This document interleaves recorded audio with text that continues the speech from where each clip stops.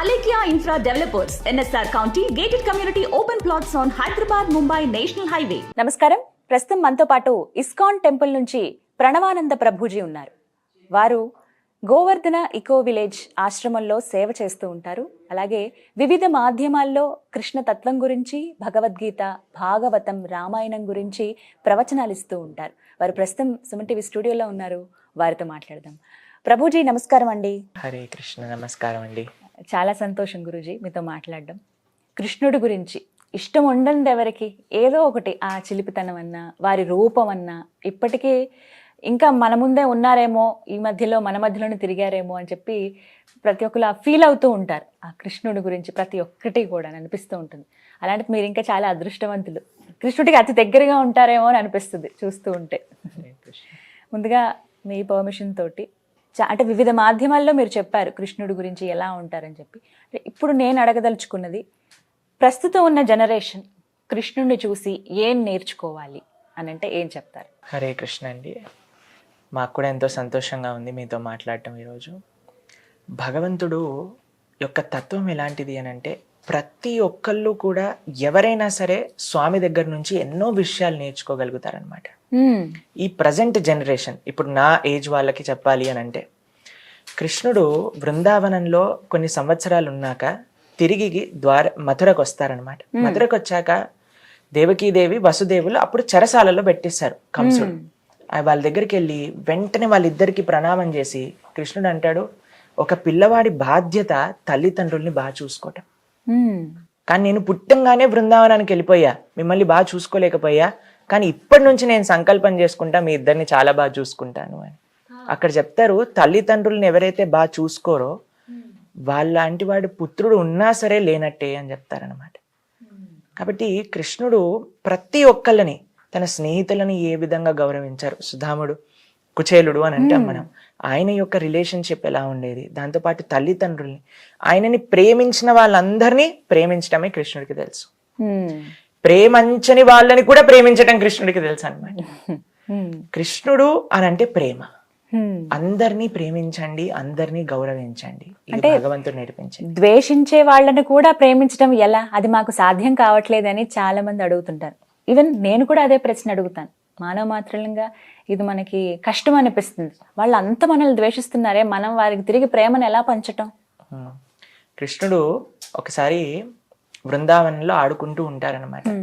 ఎన్ని గేమ్స్ ఆడతారంటే కృష్ణుడు వాళ్ళ ఫ్రెండ్స్ తోటి. ఇప్పుడు మనం చూసిన అన్ని గేమ్స్ కృష్ణుడే స్టార్ట్ చేశారు.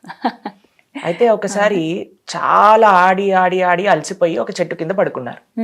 పడుకొని ఇలా పైకి చూసేసరికి పెద్ద చెట్టు చాలా నీడనిస్తుంది అనమాట. అప్పుడు కృష్ణ అన్నాడు, జీవితం యొక్క సాఫల్యం ఈ చెట్టులా అవ్వటము అని అంటాడు అనమాట. అంటే ఎలా అంటారు? అయితే ఎవరికి అర్థం కాదు, ఏంటి కృష్ణ నువ్వు చెప్పేది అని అంటే, చెట్టును చూడండి, రాయి వేసుకొని గట్టిగా కొట్టారనుకోండి ఏం చేస్తుంది చెట్టు?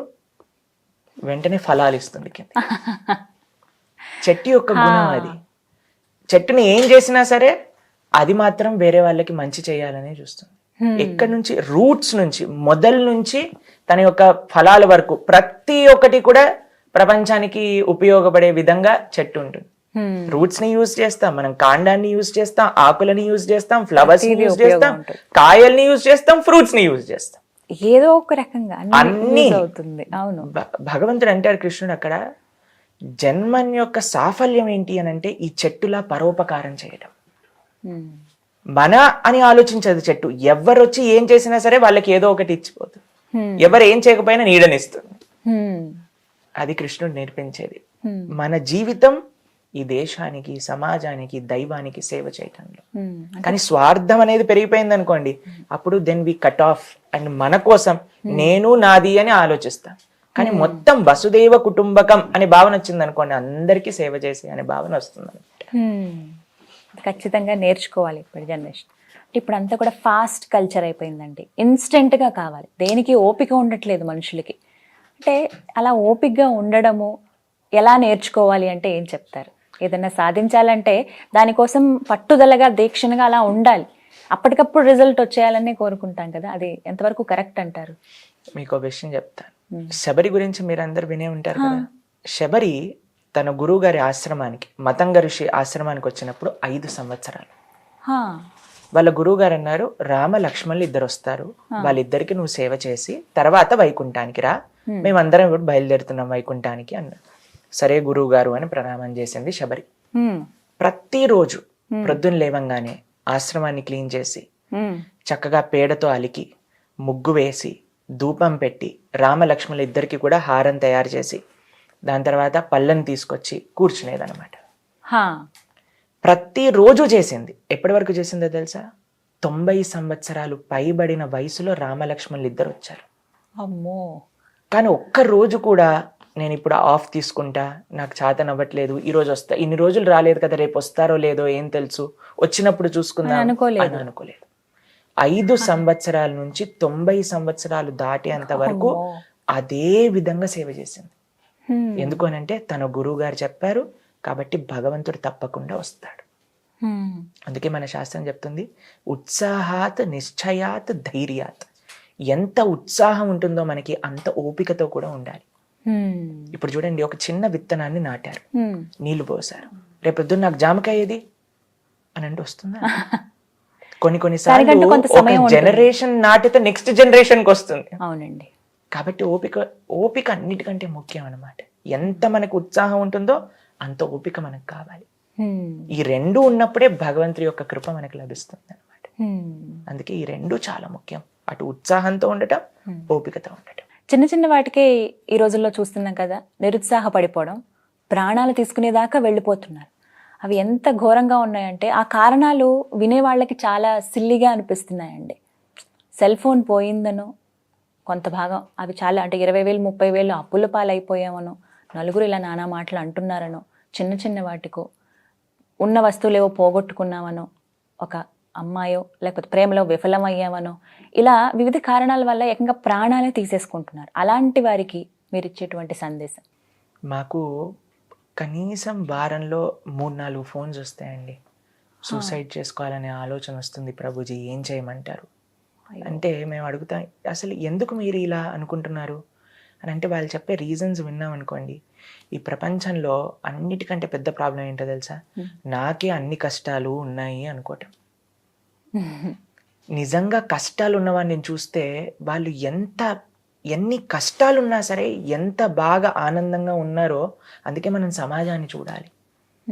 నాకు చాలా మంది తెలుసండి, వాళ్ళు ఉండే కుటుంబ పరిస్థితులు కానీ, వాళ్ళకుండే ఆరోగ్య పరిస్థితులు కానీ. ఒకసారి మాకు ఫోన్ చేశారు, ఫోన్ చేసి, ప్రభుజీ ఆవిడ అంత భక్తి చేస్తారు, ఆవిడికి మాత్రం మొత్తం అసలు శరీరం లేవట్లేదు, మీరు ఒకసారి మాట్లాడండి వాళ్ళతో, చాలా బాధగా ఉంది, కృష్ణుడు ఎందుకు అలా చేస్తున్నాడు అని అన్నారనమాట. నేను ఆవిడకి ఫోన్ చేశాను, అమ్మా మీరు చాలా జాగ్రత్తగా ఉండాలి, మీ ఆరోగ్యం బాగుండాలి అని భగవంతుడికి ప్రార్థన చేస్తున్నా అంటే, ప్రభుజీ ఆరోగ్యం కోసం ప్రార్థన చేయకండి ప్రభుజీ, ఈ శరీరం ఈరోజు ఉంటుంది రేపు పోతుంది, నేను ఎలా ఉన్నా సరే కృష్ణుని గుర్తుపెట్టుకోవాలి అని ప్రార్థన చేయండి మీరు అని. 90 సంవత్సరాలు పైబడింది ఆవిడికి. ఆవిడ అంటుంది, ప్రభుజీ ఆరోగ్యం నా కర్మ అనుసారంగా ఏదో ఒకటి జరుగుతూనే ఉంటుంది, కానీ నేను మాత్రం కృష్ణుని మర్చిపోకూడదు, ఇది నాకు కావాల్సిన కోరిక అని. ఇదండి మనకు కావాల్సింది. కాబట్టి చిన్న చిన్న ప్రాబ్లమ్స్ వస్తూ ఉంటాయి. ఈ ప్రపంచాన్ని కృష్ణుడు ఏమని డెఫినేషన్ ఇచ్చారో తెలుసా అండి? భగవద్గీతలో దుఃఖాలయం అశాశ్వతం అని పేరు పెట్టారు. అంటే పుస్తకాలయం అని అంటే ఏం దొరుకుతుంది అక్కడ? పుస్తకాలు దొరుకుతాయి.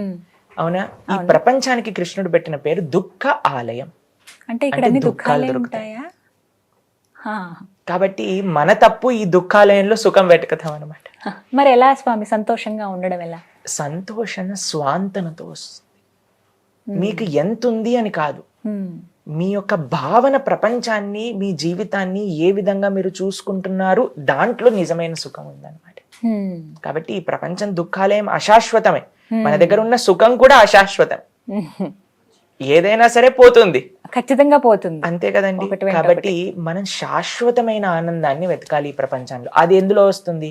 ధర్మాన్ని ఆచరించటంలో, సేవలో. అది నిజమైన సుఖము అనేది ఉంటుంది అనమాట. మీకు చిన్న కథ చెప్పనా? చెప్పండి. ఒక గురువు గారికి 2 శిష్యులు ఉన్నారనమాట. ఆ 2 శిష్యుల దగ్గరికి వెళ్ళి 10,000 ఇస్తారు.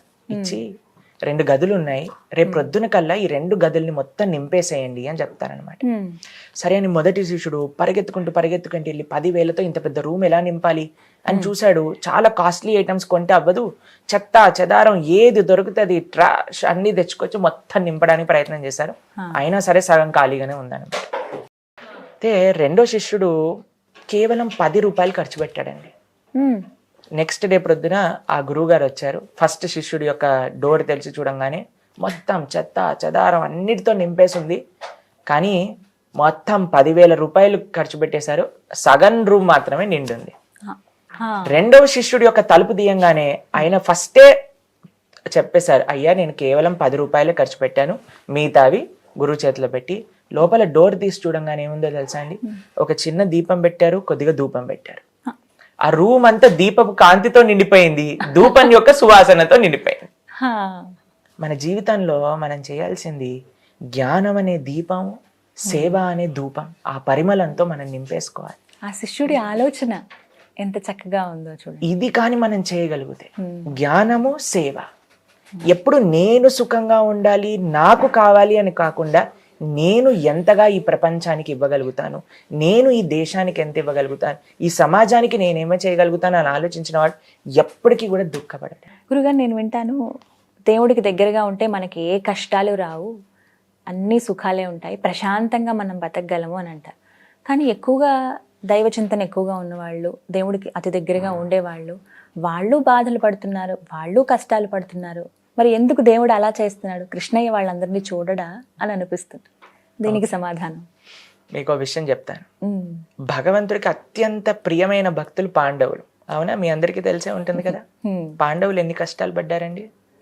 చిన్నప్పుడే భీముడికి విషం పెట్టేశారు, దాని తర్వాత లాక్షాగ్రహాన్ని దహనం చేయించేశారు, ఆ జూదంలో పరాస్త్రం చేయించి అరణ్యవాసాన్ని పంపించేశారు, అజ్ఞాతవాసాన్ని పంపించేశారు.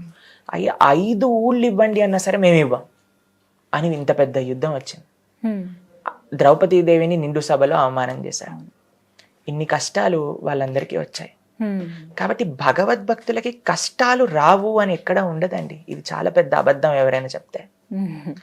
భగవద్భక్తులకి కష్టాల నుంచి బయటికి వచ్చే ధైర్యాన్ని భగవంతుడు ఇస్తాడు.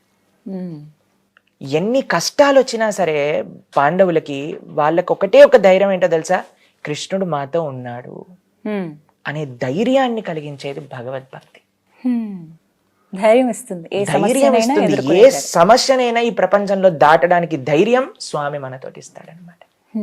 కాబట్టి ఇది భగవంతుడు చేసేది. కానీ అలా అని అందరు ఆయనను ఆశ్రయించిన వాళ్ళందరినీ మొత్తం చట్నీ చేయడానికి కష్టాలు ఇస్తూ ఉండరు. ఇప్పుడు చూడండి, ఒక సింపుల్ విషయం ఏంటి అని అంటే, మన కర్మ మనం అనుభవించాల్సింది. Every action has equal and opposite reaction. మీరందరు చదివే ఉంటారు కదా, ఇదే కర్మ సిద్ధాంతం. దీని నుంచి బయటపడలేరు. మరి భగవంతుని ఎందుకు ఆశ్రయించాలి? కష్టాల నుంచి బయటపడడానికి కాదండి, భగవంతుని ఆశ్రయించడానికి. ఆ ధైర్యం ఎక్కడున్నా సరే. మీకు ఆశ్చర్యమైన విషయం చెప్పనా, ఇన్ని కష్టాలు తీరిపోయాక యుధిష్ఠిరుడు హస్తినాపుర సామ్రాజ్యానికి రాజయ్యాక కృష్ణుడు బయలుదేరి ద్వారకకి వెళ్తూ ఉంటే కుంతీదేవి వచ్చి ఏమంటుంది తెలుసా, అయ్యా నాకు ఇంకా ఇంకా కష్టాలు ఇవ్వు నాకు జీవితాలు అని అంటే కృష్ణుడు ఆశ్చర్యంతో చూస్తున్నాడు అనమాట. ఏంటి కుంతీదేవి అడుగుతుంది? ఎందుకంటే కష్టాలలో నువ్వు మాకు చాలా గుర్తొస్తావు.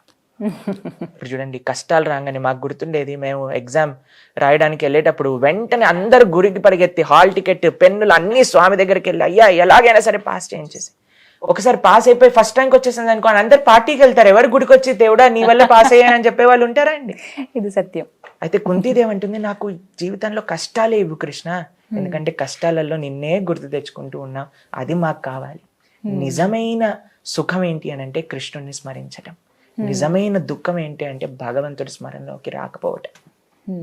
ఇది నిజమైన, అది తెలుసుకోవాలి ఖచ్చితంగా ప్రతి ఒక్కరు. మనం భగవంతుడికి అతి దగ్గరగా ఉన్నాము అనడానికి ఏమన్నా సంకేతాలు ఉంటాయండి? అది మనల్ని మనం చూసి గుర్తుపట్టగలమా? తెలుస్తుందా ఒక వ్యక్తిని చూసి? ఉదాహరణకి నేను ఒక వ్యక్తిని చూసినప్పుడు వీరు భగవంతుడికి చాలా దగ్గరగా ఉన్నారు, అలా ఉండాలి మనం అని ఎప్పుడు అనిపిస్తుంది? చాలా మంచి ప్రశ్న మీరు అడిగింది. ఎంత భౌతికమైన విషయాల నుంచి మనం దూరంగా ఉండి ఎంత భగవత్ చింతన మనం చేస్తున్నాం, ఎంత ధర్మానికి అనుగుణంగా మన జీవితం నడుస్తుంది, ఇది మనకి లిట్మస్ టెస్ట్ అన్నమాట. మనం ఎంత భగవంతుడి దగ్గరికి వెళ్తున్నాము, ఎన్ని భౌతికమైన కోరికలతో మనం ఉన్నాము అనేసరికి అంత ఎందుకంటే భగవంతుడు అండి ఆకర్షణ శక్తి ఆయనకి. మన మనసుని చౌరాగ్రగణ్యం పురుషం నమామి అని అంటారు కృష్ణుని. కృష్ణుడు ఎన్నో దొంగతనాలు చేశారు కదా, అన్నిటికంటే పెద్ద దొంగతనం, నిత్యం చేసే దొంగతనం ఏంటో తెలుసా? మన హృదయాన్ని దొంగతనం చేస్తుంది. కాబట్టి అటువంటి స్వామి దగ్గర మనం ఉండి ఈ ప్రపంచంలో ఉండే వేరేది ఏదైనా కోరుకుంటున్నాం అనుకోండి, అప్పుడు మనకు తెలుస్తుంది అయ్యా ఆయన పైన ఇంకా రుచి మనకు కలగలేదు అని. అదే మనం స్వామి యొక్క భక్తిలో, ఆయన యొక్క స్మరణలో, ఆయన యొక్క సేవగా మనం దేన్ని వదిలిపెట్టాల్సిన అవసరం లేదండి ఈ ప్రపంచంలో. కృష్ణుడు అదే చెప్తాడు, మాం అనుస్మర యుద్ధచ, నన్ను గుర్తుపెట్టుకొని యుద్ధం చేయి. అక్కడ అర్జునుడి యొక్క కర్తవ్యం యుద్ధం చేయటం, నా యొక్క కర్తవ్యం ఆశ్రమంలో సేవ చేయటం, మీ యొక్క కర్తవ్యం మీ డ్యూటీ చేయటం. ప్రతి ఒక్కళ్ళు వాళ్ళ వాళ్ళ కర్తవ్యాలను నిర్వర్తిస్తూ ఉండాలి. కానీ మనసులో ఇది కృష్ణుడి కోసం చేస్తున్నా అనే భావన రావాలంతే. మీకు ఒక విషయం చెప్తాను. బృందావనంలో ఒకసారి ఒక పండ్లు అమ్ముకునే ఆవిడ వస్తుందన్నమాట. ఆవిడ వచ్చి పండ్లు, చక్కటి పండ్లు, బృందావనంలో అండి ఏ సీజనల్ కాదండి, ప్రతి సీజన్లో అన్ని సీజన్లకి సంబంధించిన ఫ్రూట్స్ ఉండేవన్నమాట. ఎందుకంటే వాళ్ళందరి పర్పస్ కృష్ణుడికి సేవ చేయాలి అని. సరే ఒక చక్కటి పండ్ల అమ్ముడికి ఆవిడ వచ్చింది. నంద యశోదలు ఇద్దరు ఇంట్లో లేరు. కృష్ణుడు చూశాడు, అమ్మ నాకు పండ్లు కావాలి అని అడిగాడు. సరే నాన్న తీసుకో అనంది. అయితే అమ్మ నేను ఇంటికి వెళ్ళి ధాన్యం తీసుకొస్తా అని, అప్పుడు బార్టర్ సిస్టమ్ కదా, లోపల నుంచి ధాన్యం పట్టుకొని వస్తూ ఉన్నాడు. నడుస్తూ ఉంటే ఈయన సందు రంధ్రాల నుంచి మొత్తం ధాన్యం అంతా పడిపోతూ ఉందన్నమాట. చిన్ని కృష్ణుడు పాపం ప్రయత్నం చేశాడు, వచ్చేసరికి మొత్తం ధాన్యం జారిపోయింది. 2 ధాన్యం మాత్రమే చేతిలో ఉన్నాయి, 2 గింజలు ఉన్నాయి అంతే. అయితే ఆవిడ దగ్గరికి వెళ్ళి, అమ్మ అన్ని పడిపోయాయి అమ్మ. ఏం పర్వాలేదు నాన్న, ఈ 2 తీసుకుని ఆవిడ కృష్ణుడు చెయ్యి నిండి అంత ఫ్రూట్స్ ఇస్తుంది అనమాట. ఇస్తుంది. ఇచ్చి తన గంపని చూడంగానే గంప నిండా వజ్రాలు, వైడూర్యాలు, నగలతో నింపేస్తాడు కృష్ణుడు. అయితే తలపైన పెట్టుకుంటుంది గంప, తీసుకెళ్ళిపోతుంది అరణ్యంలోకి. అరణ్యంలోకి తీసుకెళ్ళిపోయి ఏం చేస్తుంది తెలుసా? మొత్తం ఈ నగలన్నింటి కూడా కింద పడేస్తుంది. పడేసి మళ్ళీ ఫ్రూట్స్ తో నింపేసుకుంటుంది. మళ్ళీ బృందావనానికి వెళ్తుంది.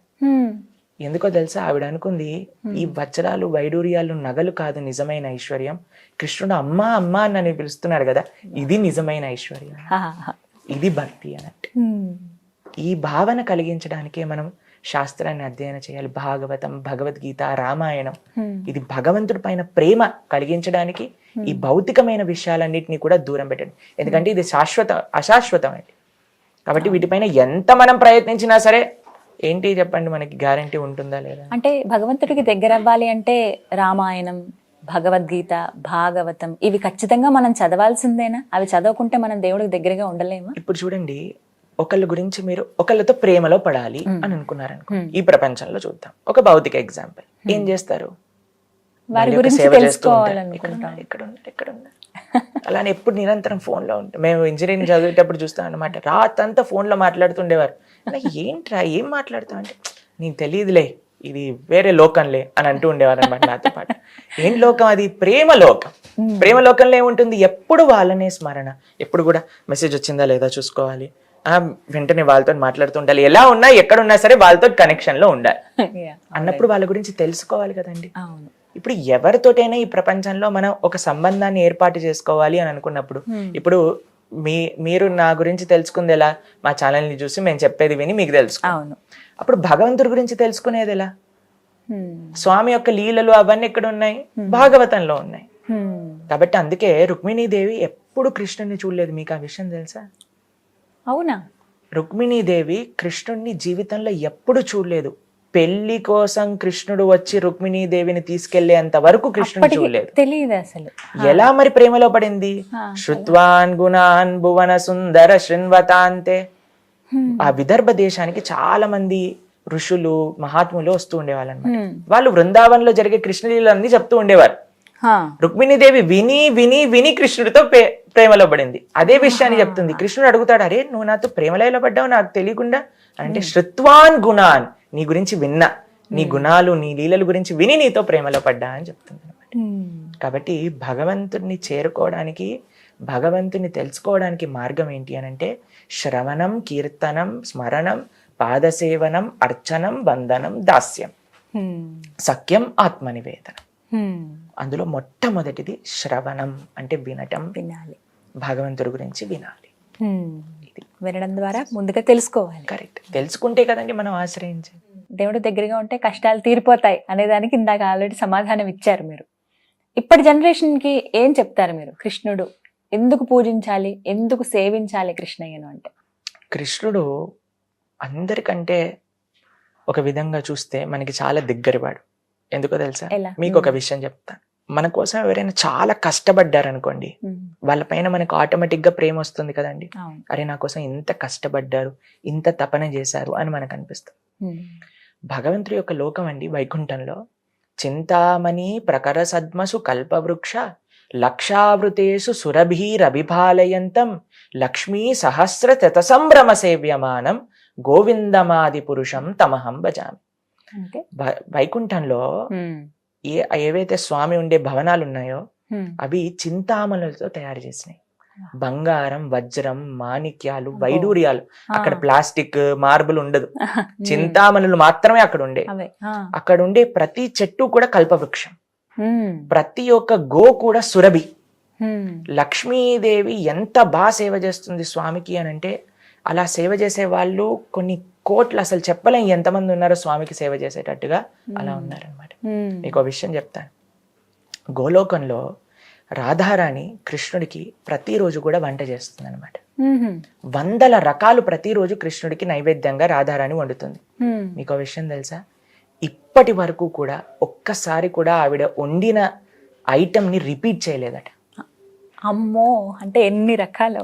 ఆ విధంగా భగవంతుని సేవ చేసే వాళ్ళు ఆ వైకుంఠంలో గోలోకంలో ఉన్నా సరే, మనల్ని తరింపజేయడానికి, మనల్ని కటాక్షించడానికి ఆ లోకం నుంచి ఈ లోకానికి దిగి ఇన్ని లీలలు చేసి, ఎందుకో తెలుసా అండి, మనకి చిన్నపిల్లలు అంటే చాలా ఇష్టం. చిన్నపిల్లలు ఏమన్నా సరే వాళ్ళు తా తా తా తా అనే, తాతయ్య వచ్చి అంటాడు, ఓయ్ తాత అంటున్నాడే, అత్త వచ్చి అంటుంది అత్త అంటున్నారే, వాడు అత్త అనట్లే తాత అనట్లే, కానీ మనకు అనిపిస్తుంది ఎందుకంటే మనకి ప్రేమ కాబట్టి. పిల్లలు ఏం చేసినా సరే మనకి బాగా అనిపిస్తుంది కదా. అందుకోసం అని కృష్ణుడు చిన్న పిల్లవాడిగా ఎన్ని లీలలు చేశారు చెప్పండి. కృష్ణుడి యొక్క చిన్న బాల్య కృష్ణుడి యొక్క లీలలు మనం ఎప్పుడు కూడా వింటూనే ఉంటాం. ఏదో ఒక విధంగా ఆయన అల్లరి చేస్తున్నా సరే, ఆయన బృందావనంలో ఆడుకుంటున్నా సరే, ఇటు వెన్న దొంగతనం చేస్తున్నా సరే, ఎందుకు చేశారు ఇంత?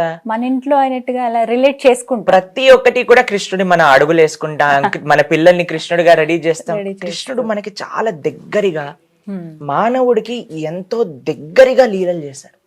ఇప్పుడు చూడండి, ప్రతి ఒక్కళ్ళు కూడా ఎవరైతే స్వజాతీయ అని అంటారు, ఎవరు లాగా ఉన్నారనుకోండి, అరే వీడు నా టైప్ రా అని వాళ్ళతో మనకి ఫ్రెండ్షిప్ అనేది వెళ్తుంది.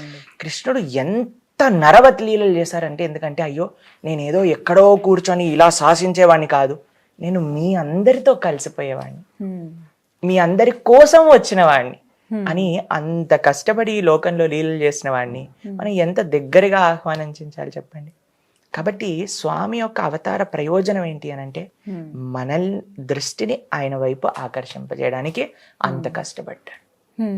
చిన్నపిల్లడిగా లీలలు చేశారు, గోవర్ధనాన్ని ఎత్తారు, కాళీయుడిని దమన చేశారు, దుష్టులందరినీ శిక్షించి భక్తులందరినీ రక్షించారు. ఎందుకు అని అంటే, ఒక గ్యారంటీ కృష్ణుడు మనకిస్తున్నాడు అనమాట.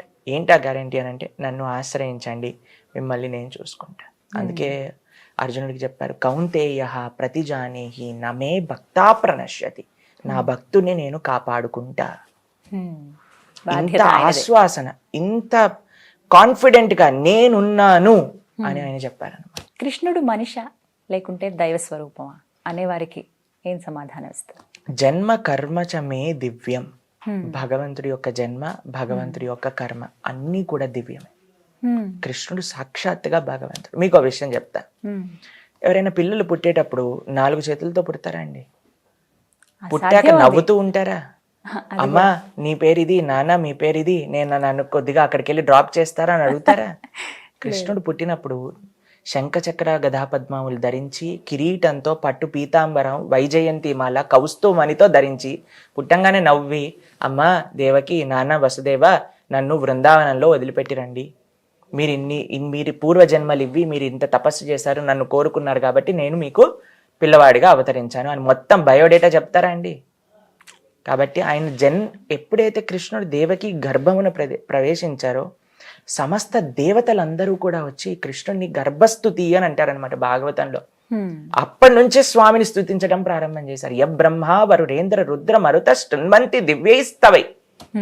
అందరు దేవతలు కూడా భగవంతుడికి ప్రార్థన చేస్తూ ఉంటారనమాట. అయ్యా మమ్మల్ని రక్షించండి, మీరు కిందికి రావాలి, ఈ లోకంలో ఉండే భారాన్ని తగ్గించాలి అని చెప్పినప్పుడు స్వామి సాక్షాత్తుగా కృష్ణుడుగా అవతరించారనమాట. కృష్ణుడి యొక్క జన్మ, కృష్ణుడి యొక్క ఏ లీల అయినా సరే భౌతికం కాదు, మొత్తం ఆధ్యాత్మికమే. కృష్ణుడు సాక్షాత్తుగా భగవంతుడు, మామూలు మనిషి కాదు. ఆయన ప్రతిజ్ఞ చేశారు, యదా యదా హి ధర్మస్య గ్లానిర్భవతి భారత. ఎక్కడైతే ధర్మాన్ని స్థాపన చేయాలో, ఎక్కడైతే భక్తుల్ని సంరక్షించాలో అక్కడ నేను అవతరిస్తా. కాబట్టి ప్రతి యుగంలో కూడా యుగే యుగే, రాముడిగా కృతయుగంలో, రాముడిగా త్రేతాయుగంలో, కృష్ణుడిగా ద్వాపర యుగంలో ఆయన అవతరిస్తూ ఉన్నారు. ప్రతి చోట ఆయనే సాక్షాత్తుగా భగవంతుడు. ప్రభుజీ, కృష్ణాష్టమి చాలా చక్కగా జరుపుకుంటాం ఆ పండుగని. 2 రోజుల పాటు జరుగుతుంది కొన్ని ప్రాంతాల్లో. అయితే ఉట్టి కొట్టడం అనేది అదొక సంబరంగా గ్రామం, ఆ వీధి అంతా కూడా చాలా చక్కగా జరుపుకుంటూ ఉంటారు. కృష్ణాష్టమి జరుపుకోవడానికి అర్థం ఏంటి అసలు? దాని అంతరార్థం ఏంటి అంటే ఏం చెప్తారు? కృష్ణాష్టమి భగవంతుడు మనందరినీ కూడా ఉపకారం చేయడానికి స్వామి అవతరించారనమాట. అయితే స్వామి అవతరించిన రోజుని ఎంతో విశేషంగా, మీరు అన్నారు 2 రోజులు చేస్తారు. మొదటి రోజు కృష్ణాష్టమి అని అంటారు. రెండవ రోజు ఏమంటారో తెలుసా అండి? నందోత్సవం అంటారనమాట. నందోత్సవం ఎందుకంటే కృష్ణుడు పుట్టింది రాత్రి అర్ధరాత్రి కదా. అక్కడ నుంచి మథుర నుంచి బృందావనానికి వెళ్ళారు. వెళ్ళాక నెక్స్ట్ డే ప్రొద్దున నందుడు చూస్తారనమాట, నాకు మగ పిల్లవాడు పుట్టాడు అని. ఆ రోజు ఉత్సవం చేసుకుంటారు. కాబట్టి దాన్ని నందోత్సవం అని అంటారనమాట. కాబట్టి ఈ 2 ఉత్సవాలు ఎంత ఘనంగా చేస్తారు అని అంటే ప్రతి ఒక్కళ్ళు కూడా మనకి సుపరిచితమే. తెలుగు వాళ్ళు కూడా చాలా బ్రహ్మాండంగా మనందరం కూడా భగవంతుడి పాదాలు వేసుకొని చక్కగా వెన్న కృష్ణుడికి నివేదన చేసి అభిషేకం చేసి చిన్న పిల్లలందరినీ కూడా కృష్ణుడిగా చక్కగా అలంకరణ చేసుకొని అందరిలో కృష్ణుడిని చూస్తూ ఉంటాం అనమాట. అద్భుతమైన ఉత్సవం. ఏంటి అని అంటే ఇప్పుడు చూడండి, మనం ఏం చేసినా సరే ప్రతిరోజు దైవారాధన ఎందుకు చేస్తాం? భగవంతుడి యొక్క నామాన్ని ఎందుకు చెప్తాం? కృష్ణాష్టమి, రాధాష్టమి, రామనవమి, నృసింహ జయంతి ఇవన్నీ ఎందుకు చేసుకుంటామంటే, నేను ఒకసారి మా ఆశ్రమానికి ఒక తల్లి వాళ్ళ అబ్బాయితో వచ్చారనమాట. అయితే నేను ఇలా దర్శనం చేసుకొని వెనకాలకి తిరిగా. అయితే చిన్న పిల్లవాడు వచ్చి హరే కృష్ణ ప్రభుజీ అని అన్నారు. అయితే ఇంత బాగా హరే కృష్ణ చెప్తున్నారు కదా అని స్వామివారి యొక్క శ్రీచరణాల నుంచి ఒక చిన్న పువ్వు తీసుకొని ఆయనకి ఇచ్చానమాట. ఇస్తే వెంటనే వాళ్ళ అమ్మంది, థ్యాంక్ యూ చెప్పనానా ప్రభుజీకి అని అంది. అయితే థ్యాంక్ యూ ప్రభుజీ, నాకు పువ్వు ఇచ్చారు అని అన్నారు. భగవంతుడికి సేవ చేసేది కూడా we are telling a thank you to Lord. భగవంతుడు ఇన్ని ఇచ్చాడండి మనకి, కానీ ఎన్నడైనా మనల్ని బిల్లు కట్టమన్నాడా? పీల్చే ఊపిరికి బిల్లు కట్టమన్నాడా? ఇచ్చిన వాటర్కి బిల్లు కట్టమన్నాడా? ఆ వాటర్ని మన దగ్గరికి తెచ్చిన గవర్నమెంట్కి మాత్రం మనం వాటర్ బిల్ కడతాం. స్వామి అన్ని తయారు చేశారు, కానీ భగవంతుడు చెప్పింది ఒకటే, అన్నిటినీ చక్కగా యూజ్ చేయి, సక్రమంగా యూజ్ చేసుకో, మంచి ధార్మికంగా జీవించు. ఇదొక్కటే భగవంతుడు చెప్పింది. కాబట్టి ఇంటి చేసిన స్వామికి మనం ఒక గ్రాటిట్యూడ్, థ్యాంక్ యూ చెప్పటమే భగవంతుడి యొక్క నామ జపం చేయటం, భగవంతుడి యొక్క ఆరాధన చేయటం. దీంట్లో నాకు చాలా మంది ఏమంటారో తెలుసా అండి, పూజ చేసేది ఎందుకంటే ఒక కోరిక, ఈ కోరిక తీరాలి అని పూజ చేస్తారు. ఇప్పుడు మీకు ఒక చిన్న విషయం చెప్తాను. అలా చేయకూడదు అంటారా? మీ చిన్న పిల్లవాడు మీ దగ్గరకు వచ్చా, ఓకే అమ్మా ఒకసారి ఇక్కడ కూర్చుంటావా అమ్మా, నీకోసం ఒక పువ్వు తెచ్చానమ్మా అని మీ చేతులు పెట్టారు. అరే ఎంత ప్రేమరా నాన్న, నువ్వు నా కోసం పువ్వు తెచ్చావా? మీ గార్డెన్ నుంచే తీసుకొని వచ్చాడు ఆయన, ఏం కొత్తగా సృష్టించలేదు. కానీ మీకు ఎంత ఆనందం వేస్తుంది చెప్పండి ఒక తల్లిగా. అరే నా పిల్లవాడు నా కోసం అనుకున్నాడా, నన్ను నా కోసం ఆలోచించాడా, పువ్వు తెచ్చాడా అనుకున్నాక, అమ్మ నీకు పువ్వు ఇచ్చాను కదా, నువ్వు నాకు ఒక BMW కార్ ఇస్తావా అని అంటే, ఒరే దీనికోసమా నువ్వు నాకు పువ్వు ఇచ్చింది అని వెంటనే అంటాం అనుకుంటారా లేదా చెప్పండి. ఇప్పుడు భగవంతుడికి మీరు అంతగా పూజ చేసి నాకు ఇది ఇచ్చేసే, నాకు అది ఇచ్చేసే అని స్వామి ముందు అడుగుతా, ఓహో దీనికోసమా నువ్వు పూజ చేసింది అని స్వామివారు అనుకుంటారు. అనుకోరా అండి, మనమే అనుకుంటున్నాం కదా. కాబట్టి ఏంటి, భగవంతుని ఆరాధన చేయడానికి కరెక్ట్ మూడ్ ఏంటి అని అంటే, స్వామి నువ్వు నాకు ఇంత చేసావు, దానికి కృతజ్ఞత. నీ ఆరాధన చేసింది నీ నుంచి అడగడానికి కాదు, నీకు ఏ విధంగా సేవ చేయాలో చెప్పు అని మనం భగవంతుని అడగాలి. ఇది నిజమైన భక్తి అని అంటే, అది నేర్చుకోవాలి. ఇది నిజమైన సేవ. పండగలు చేయటం ఏంటి అని అంటే, స్వామి నీ ఉత్సవాన్ని, నువ్వు మాకు చేసిన ఒక ఉపకారాన్ని తలుచుకుంటూ నీకు కృతజ్ఞత తెలుపుకుంటున్నా. ప్రతినిత్యం మనం ఆరాధన చేసిన, భగవంతుడి యొక్క నామాన్ని పలికిన, మనం చక్కగా భాగవతం అన్నిటికీ ఒకటే ఒక మూలం, స్వామి చేసిన ఉపకారాన్ని స్మరించుకుంటూ స్వామికి మనం కృతజ్ఞత తెలుపుకోవడం అంతే. అంటే ఆ రోజు మాత్రమే, కృష్ణాష్టమి రోజు చాలా ఘనంగా జరుపుతారు, తర్వాత నుంచి అంతా మామూలే ఉంటుంది మళ్ళీ? ఇది మంచి ప్రశ్న అడిగారు. ఇప్పుడు ఏమైపోయిందంటే అండి, ఒక్క రోజు నిష్టగా ఉండటం, దాని తర్వాత మనకు కావాల్సిందంటూ కార్తీక మాసం వ్రతం స్ట్రిక్ట్ గా చేస్తాం, అప్పుడు 30 రోజులు ఏమేం చేయలేదు, అది ఒక్క రోజు మొత్తం ఫినిష్ చేసేయాలన్నమాట కోట. మండే ఈ గుడికి వెళ్తాం ప్రభుజీ, ట్యూస్డే ఈ గుడికి వెళ్తాం, Wednesday, Thursday, Friday, Saturday, Sunday holiday Prabhuji, Sunday రోజు అన్ని మా ఇష్టం ఉన్నది మేము చేసుకో. It's not like holiday. కృష్ణుడి ప్రతి రోజు కూడా భగవంతుడి యొక్క స్మరణ మనకు ఉండాలి. ఎందుకంటే ప్రతి నిత్యం మీకు విషయం చెప్తానండి. ఒక ఆశ్రమంలో గురువు గారు అన్నారు, అందరికీ కూడా లడ్డూలు పంచిపెట్టారు శిష్యులందరికీ కూడా ఇచ్చి, మీరు ఎవ్వరు చూడని ప్రదేశానికి వెళ్ళి లడ్డు తినాలి అని చెప్పారు. ఒక పిల్లవాడు రూమ్లోకి వెళ్ళి తలుపేసేసుకొని తినేశాడు, ఇంకో పిల్లవాడు అరణ్యంలో చెట్టు వెనకాల దాక్కొని తినేశాడు, ఇంకొకడు గోశాల్లోకి వెళ్ళి ఆవుల మధ్యలో దూరి తినేశాడు, ఇంకొకడు బాత్రూంలోకి వెళ్ళి తినేశాడు. అలా అందరు ఎక్కడికెక్కడికో వెళ్ళి తినేశాడు అనమాట. అయితే అందరిని పిలిచారు గంట తర్వాత, తినేశారా అని అంటే, తినేశాం గురువు గారు, ఎవరు చూడని ప్రదేశానికి వెళ్ళి తినేశాం గురువు గారు. ఒక పిల్లవాడు వచ్చాడు అనమాట, వచ్చి తినలేదండి, ఇదిగోండి లడ్డు. ఎందుకు తినలేదురా నువ్వు అంటే, మీరు ఏమన్నారు గురువు గారు, ఎవ్వరు చూడని ప్రదేశంలోకి వెళ్ళి తినాలన్నారు కదా, కానీ పరమాత్మ ఎప్పుడూ కూడా హృదయం నుంచి మనం చూస్తూ ఉన్నారు కదా, నేను ఎలా తినగలుగుతా? కాబట్టి మనం ఎక్కడున్నా సరే, మనం చిన్నప్పటి నుంచి వింటామండి, మీరు ఎవరో అందరి ముందు మీరు ఎలా ఉంటున్నారో అది మీరు కాదు, మీరు ఒంటరిగా మీ ఆలోచనలు ఏంటి, ఒంటరిగా మనం ఏం చేస్తున్నామో అది నిజమైన మనము అని మీరు వినే ఉంటారు. కాబట్టి ఏదో కృష్ణాష్టమి రోజు నేను బాగుంటా, కృష్ణాష్టమి అయిపోయాక నేను నామానని నేను ఉంటా, ఏదో మాల వేసుకున్న రోజులన్నీ నేను బాగుంటా, మాల తీసేసరిగా నేను నా పనులు నేను చేసుకుంటా, ఇది కాదండి భావన.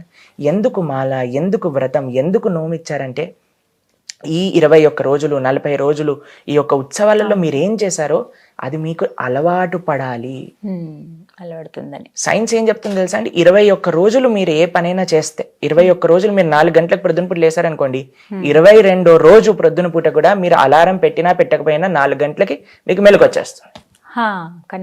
అందుకోసమని మన పెద్దవాళ్ళు ఇలా మాల వేసుకోండి, ఈ నియమాలన్నీ పాటించండి అని ఎంతో తెలివిగా వాళ్ళు వీటిని మంచి అలవాట్లన్నింటినీ అందులో పెట్టేశారు. కానీ మనం ఎంత ఇంటెలిజెంట్ అంటే, 40 రోజులు అయిపోగానే మన వ్రతం నో అయిపోగానే, yes tell me now what should I do అని మొత్తం దానికి వడ్డీ లేసి మరి మనం దాన్ని ఆ ఎంజాయ్మెంట్ అంతా కూడా చేసేస్తాం అనమాట. కాబట్టి this is not purpose of festivals. ఒక ఫెస్టివల్, ఒక వ్రతం, ఒక నోము ఏంటంటే భగవంతుడికి ఎంత దగ్గరగా వెళ్ళాలి, మన మనస్సు, మన యొక్క వ్యవహారం, మన యొక్క అలవాట్లు ఎంతగా ధార్మికంగా మంచి వైపు నడవాలి అనే దానికి ఉత్సవాలు మనం చేసుకునేది. చాలా ఘనంగా కూడా జరుపుకుంటాం ప్రత్యేకంగా. ఆ రోజున వివిధ రకాల నైవేద్యాలు సమర్పిస్తూ ఉంటారు స్వామివారికి. వీటికి అంతరార్థం ఏంటండి? ఎందుకు అన్ని నైవేద్యాలు సమర్పిస్తూ ఉంటారు ప్రత్యేకంగా కృష్ణాష్టమి రోజున? పాల పదార్థాలు అన్నీ కూడా ఎందుకంటారు? కృష్ణుడికి నైవేద్యాలు అనేవి చాలా ప్రీతికరం అన్నమాట.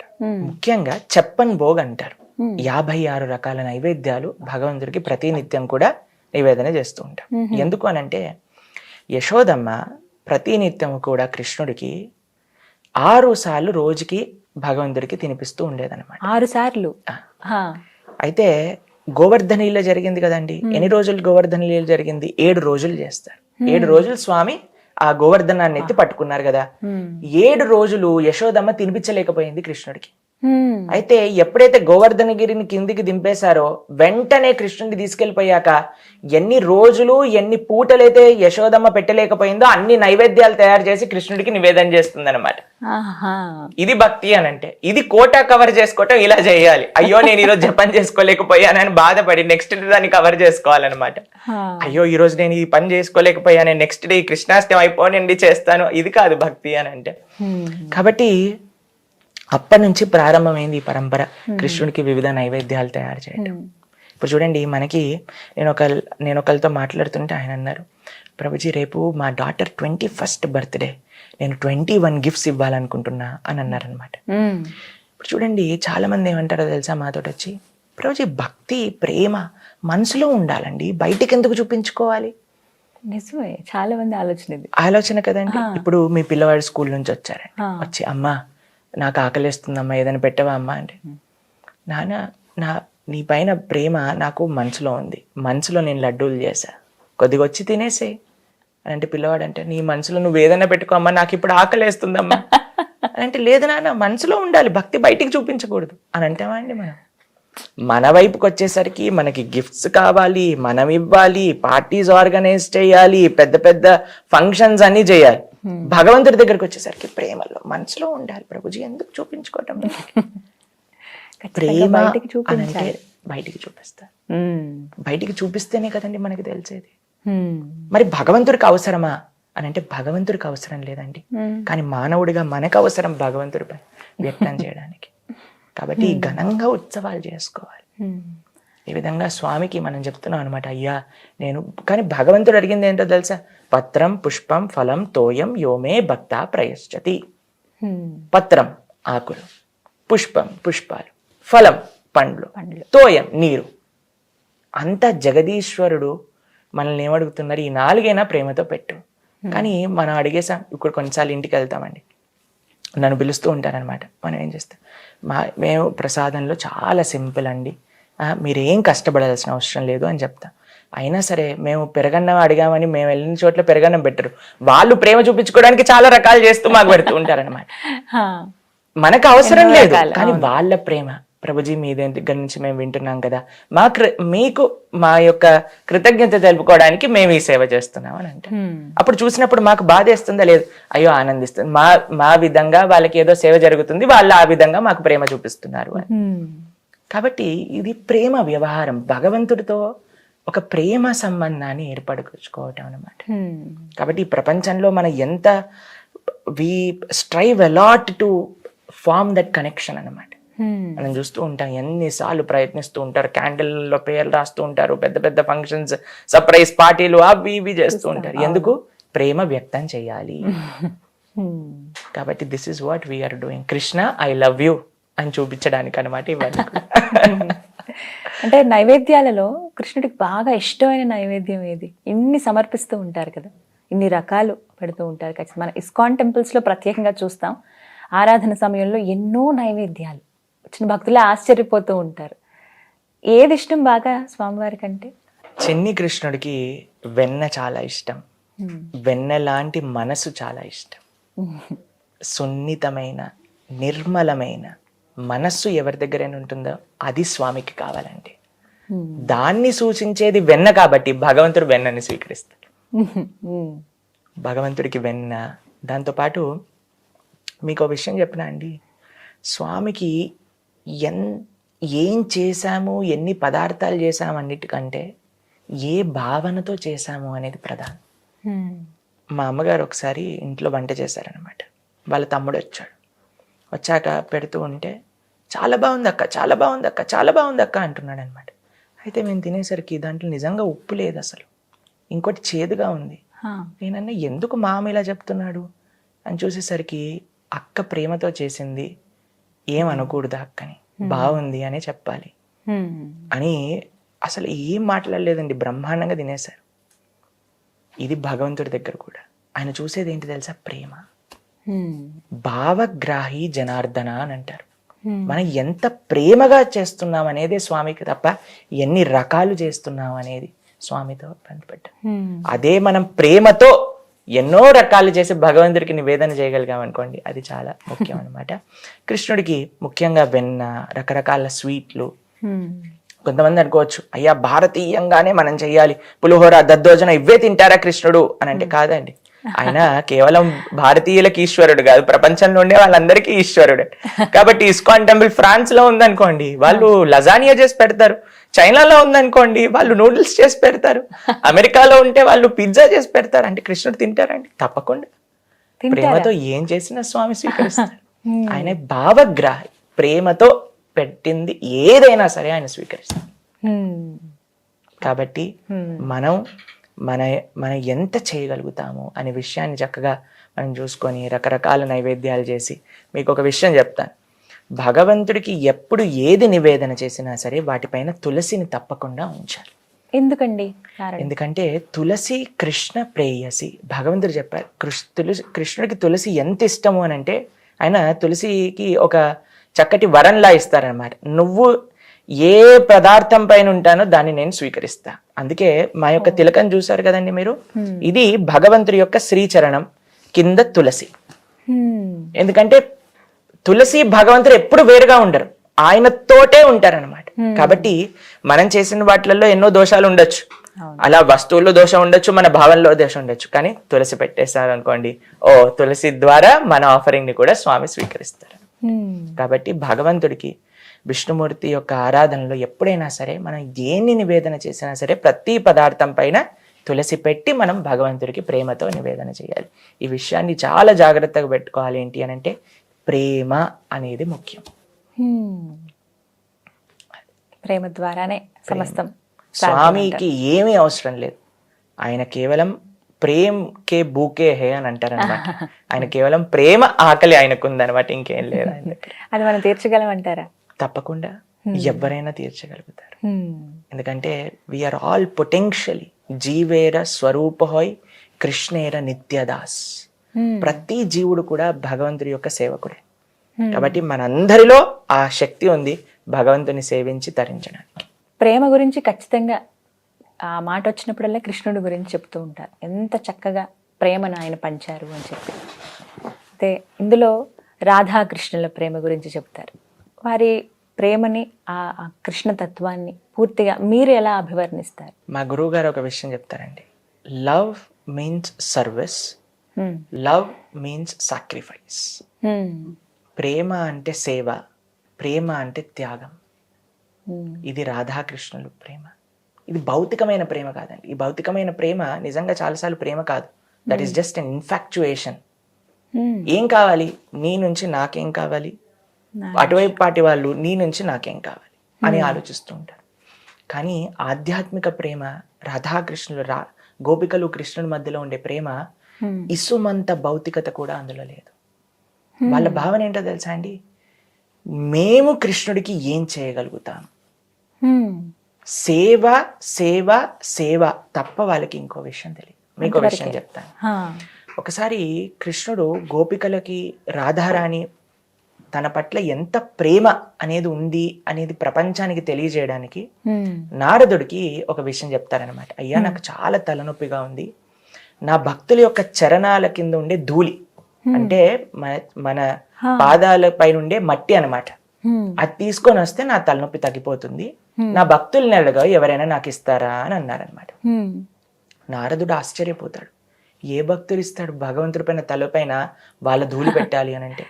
సరే, ఒక దగ్గర యోగులు మునులు అందరూ కూడా తపస్సు చేస్తూ ఉంటారు.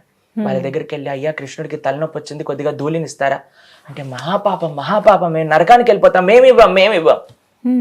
అలా ప్రతి ఒక్క భక్తుడి దగ్గరికి వెళ్ళి నారదుడు అడుగుతూ ఉన్నాడు, ఎవ్వరు కూడా ఇవ్వం మేము అని అన్నారనమాట.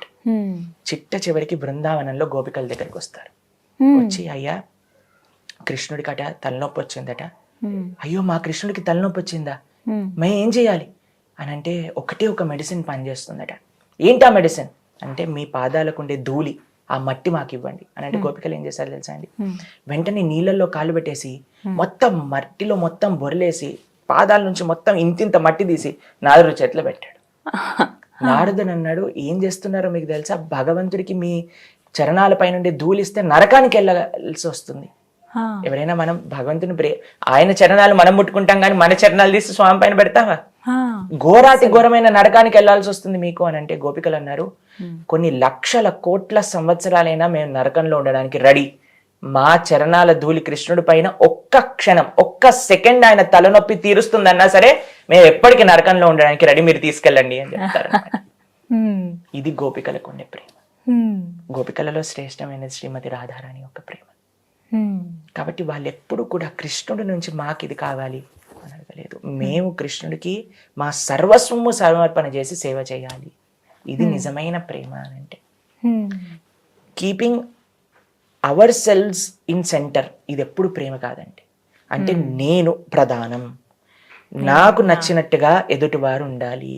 పొజెసివ్నెస్ ఇప్పుడు మనం చూస్తూ ఉంటాం. నిజంగా అండి, ఈ ప్రపంచంలో ప్రేమ ప్రేమ అంటున్నారు. ప్రేమ ఉంటే ఎవరైనా ప్రేమ యాక్సెప్ట్ చేయకపోతే యాసిడ్ పోసేయటం, మనం చూసిన చంపేయటం. మన ఢిల్లీలో చేసిన విషయాన్ని మనం చూస్తే అసలు నేనైతే ఆ వీడియో చూసాక అరగంట ఏం చేయలేకపోయా. నడి రోడ్డు పైన ఒక స్త్రీని అలా చంపేశారు అని అంటే ఎంత దారుణం చెప్పండి. ఇది ప్రేమ అంటారా? ఈ రోజు ఉంటుంది, రేపు ఉండదు. మా కాలేజ్లో ఫ్రెండ్ ఉండేవాడు అనమాట. ఒకరోజు ఇలా కూర్చొని ఏడుస్తుంటే ఏమైందిరా నీకు అని అంటే బ్రేకప్ అయిపోయింది. బ్రేకప్ అయిపోయింది అని అంటే ప్రేమ ఎప్పుడు కూడా బ్రేక్ అవ్వదండి. ప్రేమ శాశ్వతమైనది. అది కేవలం భగవంతుడికి జీవుడికి సంబంధించింది అనమాట. అందుకే కృష్ణుడు బృందావనాన్ని వదిలేసి మథురకెళ్ళినా ద్వారకకెళ్ళినా సరే గోపికలు మాత్రం ఎప్పటికీ శాశ్వతంగా స్వామిని ప్రేమిస్తూనే ఉన్నాడు. కాబట్టి ప్రేమ శాశ్వతమైనది. ప్రేమలో మనం సెంటర్ కాదు. ఎదుటివాడు ఎలా ఉండాలి అనే విషయాన్ని మనం జడ్జి చేయం. అయ్యా వాళ్ళకి ఏ విధంగా నేను సేవ చేయొచ్చు అనే విషయాన్ని నిజంగా చెప్తున్నా. ఏ రిలేషన్షిప్ లోనైనా మనం ఫోకస్ ని తీసేసి నేను ఎలా వేరే వాళ్ళకి మంచిగా చేయగలుగుతాను అనే విషయాన్ని ఆలోచించగలిగితే, వీడెందుకు ఇలా నాతో మాట్లాడాడు అనే విషయాన్ని తీసేసి వాళ్ళు ఎందుకు అలా మాట్లాడాల్సిన పరిస్థితి వచ్చింది అనే విషయాన్ని మనం ఆలోచిస్తే మనం ప్రపంచంలో ప్రతి ఒక్క చూసే దృష్టికోణం మొత్తం కూడా మారిపోతుంది. అంటే స్వార్థం లేకుండా ప్రేమించాలి ఎదుటి వ్యక్తి. నిస్వార్థమైనది ప్రేమ. స్వార్థం అని ఒక ఇసుమంత ఉన్నా సరే అది ప్రేమ కాదు. కానీ మనుషులుగా ఏదో ఒక కారణమో లేకపోతే ఏదో ఒకటి ఉంటుందండి వీళ్ళ నుంచి ఆశించటము, అది కూడా స్వార్థమే అవుతుంది కదా. అది కూడా లేకుండా అంటే ఎలా కుదురుతుంది? అందుకే మనిషిలో శాశ్వతమైన ప్రేమ ఉండదు.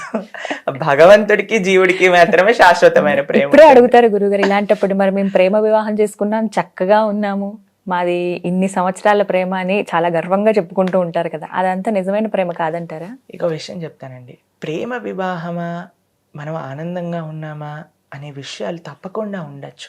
ఎప్పుడు ఆనందంగా ఉంటారో తెలుసా అండి? ఎవరైనా ప్రేమ వివాహాలు నేను చాలా మందిని చూసా. ఎప్పుడు ఆనందంగా ఉంటుందో తెలుసా? ఎప్పుడైతే నేను అనే విషయాన్ని పక్కన పెడతారో అప్పుడే ఆనందంగా ఉండగలుగుతారు. అదే మేము చెప్పాలనుకునేది. నేను ప్రధానం, నా ఇష్టాలు, నాకు నచ్చిన విధంగా ఎదుటివాడు ఉండాలి అనేది పక్కన పెట్టండి. వేరే వాళ్ళని అర్థం చేసుకోవటం ప్రారంభం చేయండి. ఇప్పుడు చూడండి, ప్రేమ వివాహం వరకు మనం వెళ్తున్నాం, కానీ ఇద్దరు అన్న తమ్ముల మధ్యలో, అక్కా చెల్లెళ్ళ మధ్యలో, తల్లి బిడ్డల మధ్యలో ప్రేమ అవును ఉంటుందా అండి? ఎంతో మంది పేరెంట్స్ ఫోన్ చేసి, ప్రభుజీ చిన్నప్పుడు మాతో ఎంత మాట్లాడేవాడండి, ఇప్పుడు కాలేజ్కి వెళ్తున్నాడు మాతో మాట్లాడట్లేదండి. నిజమే, వస్తాయి ఇలాంటి కంప్లైంట్స్. ఒక్కొక్క సర్కిల్ మారిపోతూ ఉంటుంది. చిన్నప్పుడు తల్లిదండ్రులు అంటే ఇష్టం, కొద్దిగా పెద్దగా అవగానే ఫ్రెండ్స్ ప్రధాన, తర్వాత ఇంకెవరైనా దొరికారనుకోండి వాళ్ళు ప్రధాన. కాబట్టి చేంజ్ అవుతూ ఉంటుంది, మారుతుంది. నిజమే.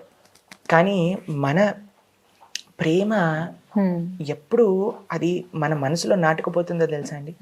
ఎదుటివాడు ఏ భావనతో మన దగ్గర ఉన్నారు, వేరే వాళ్ళ యొక్క మనస్తత్వాన్ని మనం అర్థం చేసుకోవటం ప్రారంభం చేసినప్పుడు, అయ్యో ఒక రోజు ఎప్పుడు కూడా నన్ను ఇలా అన్నాడే, నాతోటి ఇలా ఉన్నాడే, ఈ రోజు అలా అన్నాడే కాకుండా వాళ్ళ జీవితంలో ఏమవుతుంది అనే విషయాన్ని ఒకసారి మనం ఆలోచించగలిగితే, అయ్యో వాళ్ళకేం కష్టం వచ్చిన రోజు ఇలా అన్నారే.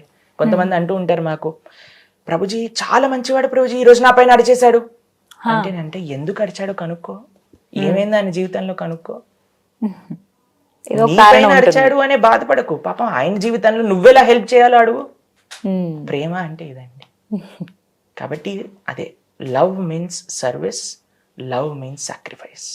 ఎక్కడ ఈ రెండు ప్రిన్సిపల్స్ మనం అప్లై చేయగలిగితే దట్ విల్ బి సక్సెస్ఫుల్. అది కేవలం భార్యాభర్తల్లో కాదండి, మన అన్నదమ్ములలో, అక్కా చెల్లెళ్ళలో, తల్లి బిడ్డలలో, ఎక్కడైనా సరే దిస్ ఇస్ ద ఫార్ములా. అంటే నిజమైన ప్రేమ త్యాగాన్ని కోరుకుంటుంది. సేవ, త్యాగం. మీరు చెప్పండి, సాక్రిఫైస్ చెయ్యాలా వద్దా? చెయ్యాలి. చేసినప్పుడే ఇప్పుడు అన్ని నాకు కావాల్సినట్టే అవుతుంది అంటే ఎలా జరుగుతుంది కదా. ఒకసారి మనం అడ్జస్ట్ అవుతాం, ఒకసారి వాళ్ళు అడ్జస్ట్ అవుతారు, ఒకసారి పిల్లల కోసం తల్లిదండ్రులు అడ్జస్ట్ అవుతారు, తల్లిదండ్రుల కోసం పిల్లలు, భార్య కోసం భర్త, భర్త కోసం భార్య. త్యాగం ఉంటుంది ఖచ్చితంగా. ఇలా ఎన్నో నేర్చుకోవచ్చు. గురుగారు, రాధాష్టమి అని కూడా జరుపుతుంటారు కదా, కానీ చాలా తక్కువ మందికి తెలుసు. ఎందుకని అంటే ఎలా జరుపుతారు? ఇప్పుడు కృష్ణాష్టమి అంటే ఇందాక మీరు చెప్పినట్టుగా 2 రోజుల పండుగని చాలా ఘనంగా జరుపుకుంటూ ఉంటాము. రాధాష్టమి అసలు ఎప్పుడు వస్తుంది? ప్రత్యేకంగా ఒక తేదీ అంటూ ఉంటుందా, ఒక మాసం అంటూ ఉంటుందా, ఎలా? ఓకే, రాధాష్టమి తెలుగు వాళ్ళకి చాలా తెలియదు, కానీ ఉత్తర భారతదేశంలో రాధాష్టమి చాలా ముఖ్యమైన ఉత్సవం అన్నమాట. ఆహా, కృష్ణాష్టమి అయిన నెక్స్ట్ అష్టమి రాధాష్టమి. ఆహా, అయితే రాధాష్టమి మీరు బృందావనంలోకి వెళ్తే చాలా పెద్ద పండుగ అనమాట రాధా. అయితే రాధాష్టమి కూడా కృష్ణాష్టమిలా జరుపుకుంటారు. రాధారాణి రాధాకృష్ణుల యొక్క సేవ చేస్తారు, ఆవిడ కూడా చెప్పని భోగ సమర్పణ చేస్తారు. ఆవిడ కూడా అద్భుతమైన ఉత్సవాలు. ఎలా ప్రతి ఉత్సవం అంతే అండి, రామనవమి చేసుకున్నా, కృష్ణాష్టమి చేసుకున్నా, రాధాష్టమి చేసుకున్నా భగవంతుడిని ప్రేమగా అర్చన చేయడానికి ఒక మాధ్యమం అన్నమాట. అలా భగవంతుడు ఇప్పుడు చూడండి, మానవుడి యొక్క నైజం ఏంటో తెలుసా అండి, అన్ని నార్మల్ గా ఉన్నాయనుకోండి ఆయనకు పెద్దగా ఆకర్షితంగా అవ్వచ్చు. ఆషాఢం సెయిల్ అని పెట్టారనుకోండి పరిగెత్తుతూ వెళ్ళిపోతారనమాట. సెయిల్ ఉంది అమెజాన్ సెయిల్ అని పెట్టంగానే ఉన్నది సేమ్ ప్రోడక్టే అండి, కొద్దిగా ఈ రోజు ఇది ఉంది అనగానే వెంటనే భగవంతుడు కూడా ఓ వీళ్ళు సేల్ వెనకాల పడుతున్నారు కదా, సరే కృష్ణాష్టమి స్పెషల్ రోజు అనగానే అందరు గుడ్లకు పరిగెత్తుతాం. కార్తీక మాసం వెంటనే గుడ్లకు పరిగెత్తుతాం. స్వామి యొక్క ఆలోచన ఎప్పుడు ఏంటో తెలుసా అండి, ఎలా జీవుణ్ణి తన దగ్గరికి తీసుకొని రావాలి, అది ఆయన ఆలోచన.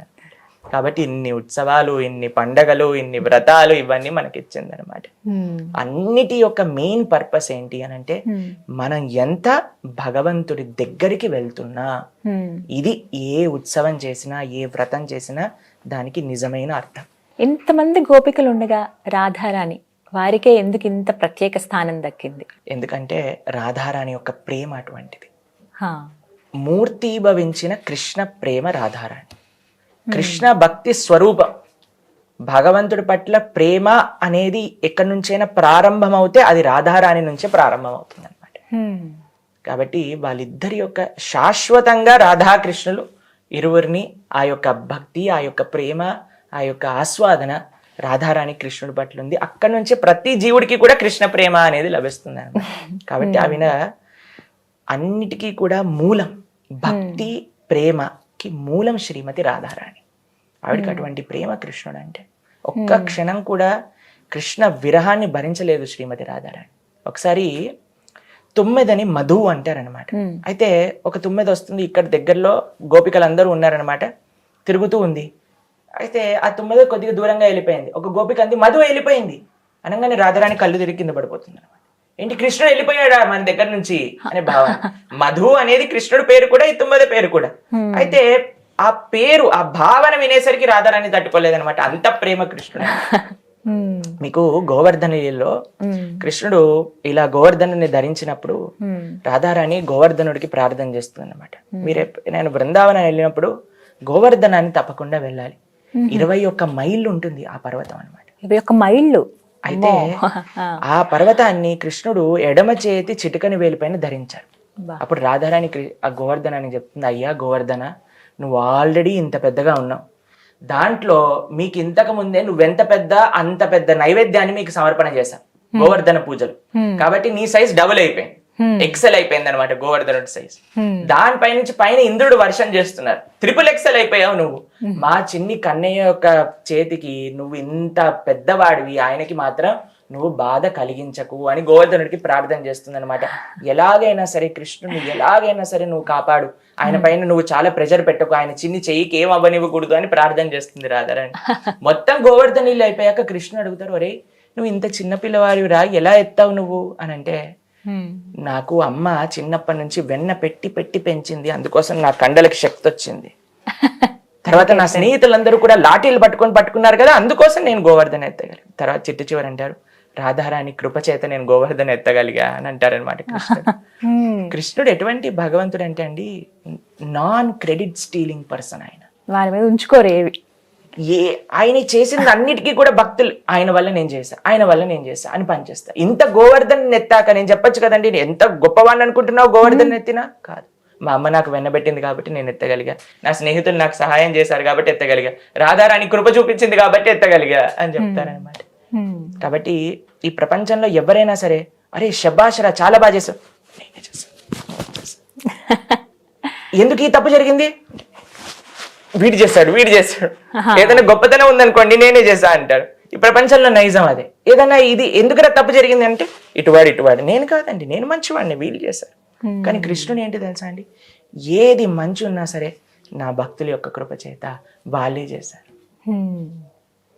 ఆ గుణం అందరూ నేర్చుకోవాలేమో స్వామి కదా? తప్పకుండా అదే మనం కృష్ణతత్వం నుంచి నేర్చుకోవాల్సింది.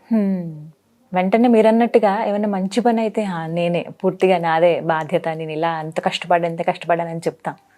తప్పు అనగానే మనల్ని మనం యాక్సెప్ట్ చేయటానికి, మన వల్లే జరిగింది అని చెప్పడానికి చాలాసేపు సందేహిస్తాం, ఆలోచిస్తాం, సిగ్గుపడతాం, చెప్పుకోలేం బయటికి. అది ఎలా మార్చుకోవాలంటారు ఆ గుణం? భగవంతుడి గురించి తెలుసుకోవటం. అయ్యా సాక్షాత్తుగా లోకేశ్వరుడే జగత్పతియే ఇటువంటి విషయాలు చేస్తుంటే మానవ మాత్రుని నేను ఎలా? అందుకే అండి శాస్త్రాన్ని ఎందుకు అధ్యయనం చేయాలి తెలుసా? మనకి చాలా విషయాలు తెలియకపోవచ్చు ఈ ప్రపంచంలో, కానీ కృష్ణుడు, రాముడు తన యొక్క జీవితం ద్వారా మనకి తెలియజేస్తున్నారనమాట. ఎలా ఉండాలి, ఎలా మాట్లాడాలి, ఎలా జీవనం చేయాలి అని నిస్సంకోచంగా ఎలా ఎత్తావు అనగానే చెప్పేశాడు నా భక్తుల వల్ల అని. కాబట్టి ఆయనకి సెకండ్ థాట్ లేదండి. కాబట్టి ఆయన చేసిందే ఆయన వేరే వాళ్ళకి పంచిపెడుతున్నారు. కాబట్టి వేరే వాళ్ళ సహాయం తీసుకొని మనం చేసినప్పుడు చెప్పటంలో ఏముందండి, వాళ్ళ వల్ల చేసామని. కాబట్టి ఇవన్నీ కూడా ఎంత మనం భగవంతుడి దగ్గరికి వెళ్తే అంత మనకి భగవంతుడి యొక్క గుణాలు కూడా రావటం ప్రారంభం జరుగుతుంది. అందుకే హరా అవభక్తస్య కుతో మహద్గుణ అని అంటారు భాగవతంలో. హరి యొక్క భక్తుడు కానప్పుడు ఎన్ని మంచి గుణాలు అన్నా సరే అది ఈ రోజో రేదో వెళ్ళిపోయేది. కానీ భగవంతుడి యొక్క భక్తులు ఉన్నారు. ఇప్పుడు చూడండి, మనం ఒక అయస్కాంతం దగ్గర ఒక ఇనుముని పెట్టినా సరే కొద్దిసేపటికి ఆ ఇనుము తీసుకొని వేరే ఇనుము దగ్గర పెట్టానుకో దానికి కూడా అయస్కాంత శక్తి వచ్చేస్తుంది. మీరు చూసారా, చిన్నప్పుడు మా టీచర్ ఎక్స్పెరిమెంట్ చేసి చూపించారు. ఎంత మనం భగవంతుడి దగ్గరకు ఉంటే అయస్కాంతం యొక్క శక్తి ఇనుముకి ఎలా వస్తుందో అలా భగవంతుడి యొక్క గుణాలన్నీ కూడా జీవుడికి కూడా పడతాయి అన్నమాట. అప్పుడు మనం భగవంతులు అయిపోయామని చెప్పి మనం అలా వెర్రవేగ. జీవుడు ఎప్పుడు కూడా భగవంతుడు అవ్వలేరు. జీవుడు ఎప్పుడు కూడా భగవంతుడి యొక్క సేవకుడు మాత్రమే. జీవేర స్వరూపహోయ్ కృష్ణేర నిత్య దాస్. మన స్వరూపమే భగవంతుడికి సేవ చేయటం. ఆయన యొక్క మంచి గుణాలన్నీ కూడా. ఇప్పుడు జీవుడికి భగవంతుడికి ఏం తేడా ఉందో చెప్తాను మీకు. 1 కేజీ బంగారం ఉందండి. ఆ కేజీ బంగారం నుంచి కొద్దిగా బంగారం తీసుకొని ఒక ఉంగరం చేశాం. ఇప్పుడు ఈ కేజీ బంగారానికి ఈ ఉంగరానికి డిఫరెన్స్ ఉందా? వాళ్ళిద్దరు సేమా? చెప్పండి, మీరేమంటారు? డిఫరెన్స్ ఉంటుంది. డిఫరెన్స్ ఉంటుంది. ఏ విధంగా డిఫరెన్స్ ఉంటుంది అని అంటే ఆ బంగారం ముద్ద పెద్దది, ఈ ఉంగరం చిన్నది సైజ్ ప్రకారం, కానీ తత్వం మాత్రం సేమే కదా. అలా భగవంతుడు సచ్చిదానందమే, జీవుడు ఆత్మ కూడా సచ్చిదానందమే, కానీ ఆయన పెద్ద, మనం చిన్న. కాబట్టి మనం భగవంతుడికి సేవ చేసుకోవాలి. అందుకే ఆచార్యులందరూ కూడా ఇదే విషయం చెప్పారు. గోపీభద్రు పదకమలయో దాస దాస దాస దాసాను దాస. భాగవతంలో మనం చూసాం అనుకోండి, ఎవ్వరు ఏ భక్తుడైనా సరే, కుంతి, భీష్మ, ధ్రువ, ప్రహ్లాద, పృథు, వృత్రాసురుడు అనే ఒక రాక్షసుడు అండి, ఆయన కూడా ఏమడిగారు తెలుసా? దాసానుదాసో తవ పాదైక మూలం. నీ యొక్క పాదాలకు దాసుడి యొక్క దాసుడిని అవ్వాలి అని ప్రార్థన చేస్తారు. కాబట్టి జీవుడి యొక్క స్వరూపమే భగవంతుడికి సేవ చేయటం. భగవంతుడి యొక్క సాంగత్యంలో భగవంతుడి యొక్క మంచి గుణాలన్నీ కూడా వస్తూ ఉంటాయి. ఈ ప్రపంచంలో చూడండి, ఎవరి దగ్గర కూడా అన్ని మంచి గుణాలు ఉన్నాయి అని చెప్పలేం.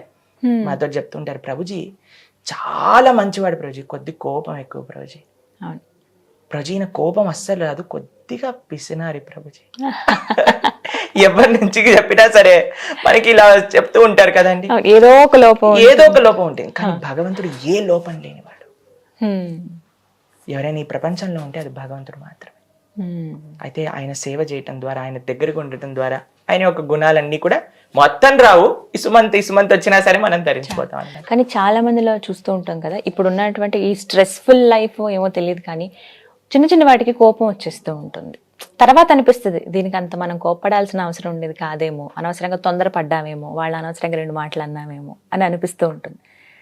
కోపాన్ని కంట్రోల్ చేసుకోవడం ఎలా? అసలు కృష్ణుడు ఏం చెప్తున్నారు కోపం గురించి? ఆయన వర్ణన కృష్ణుడు ఏం చెప్తారో తెలుసా అండి భగవద్గీతలో? కామ ఏష క్రోధ ఏష రజోగుణ సముద్భవ మహాసనో మహాపాప్మ మిత్యే హైహ వైరినాం అని చెప్తారు. కామ క్రోధాలే ఈ ప్రపంచంలో ఉండే మనకి నిజమైన శత్రువులు. ఇంకా ఏ శత్రువు లేడండి జీవుడికి. మనకుండే కామం, మనకుండే క్రోధం.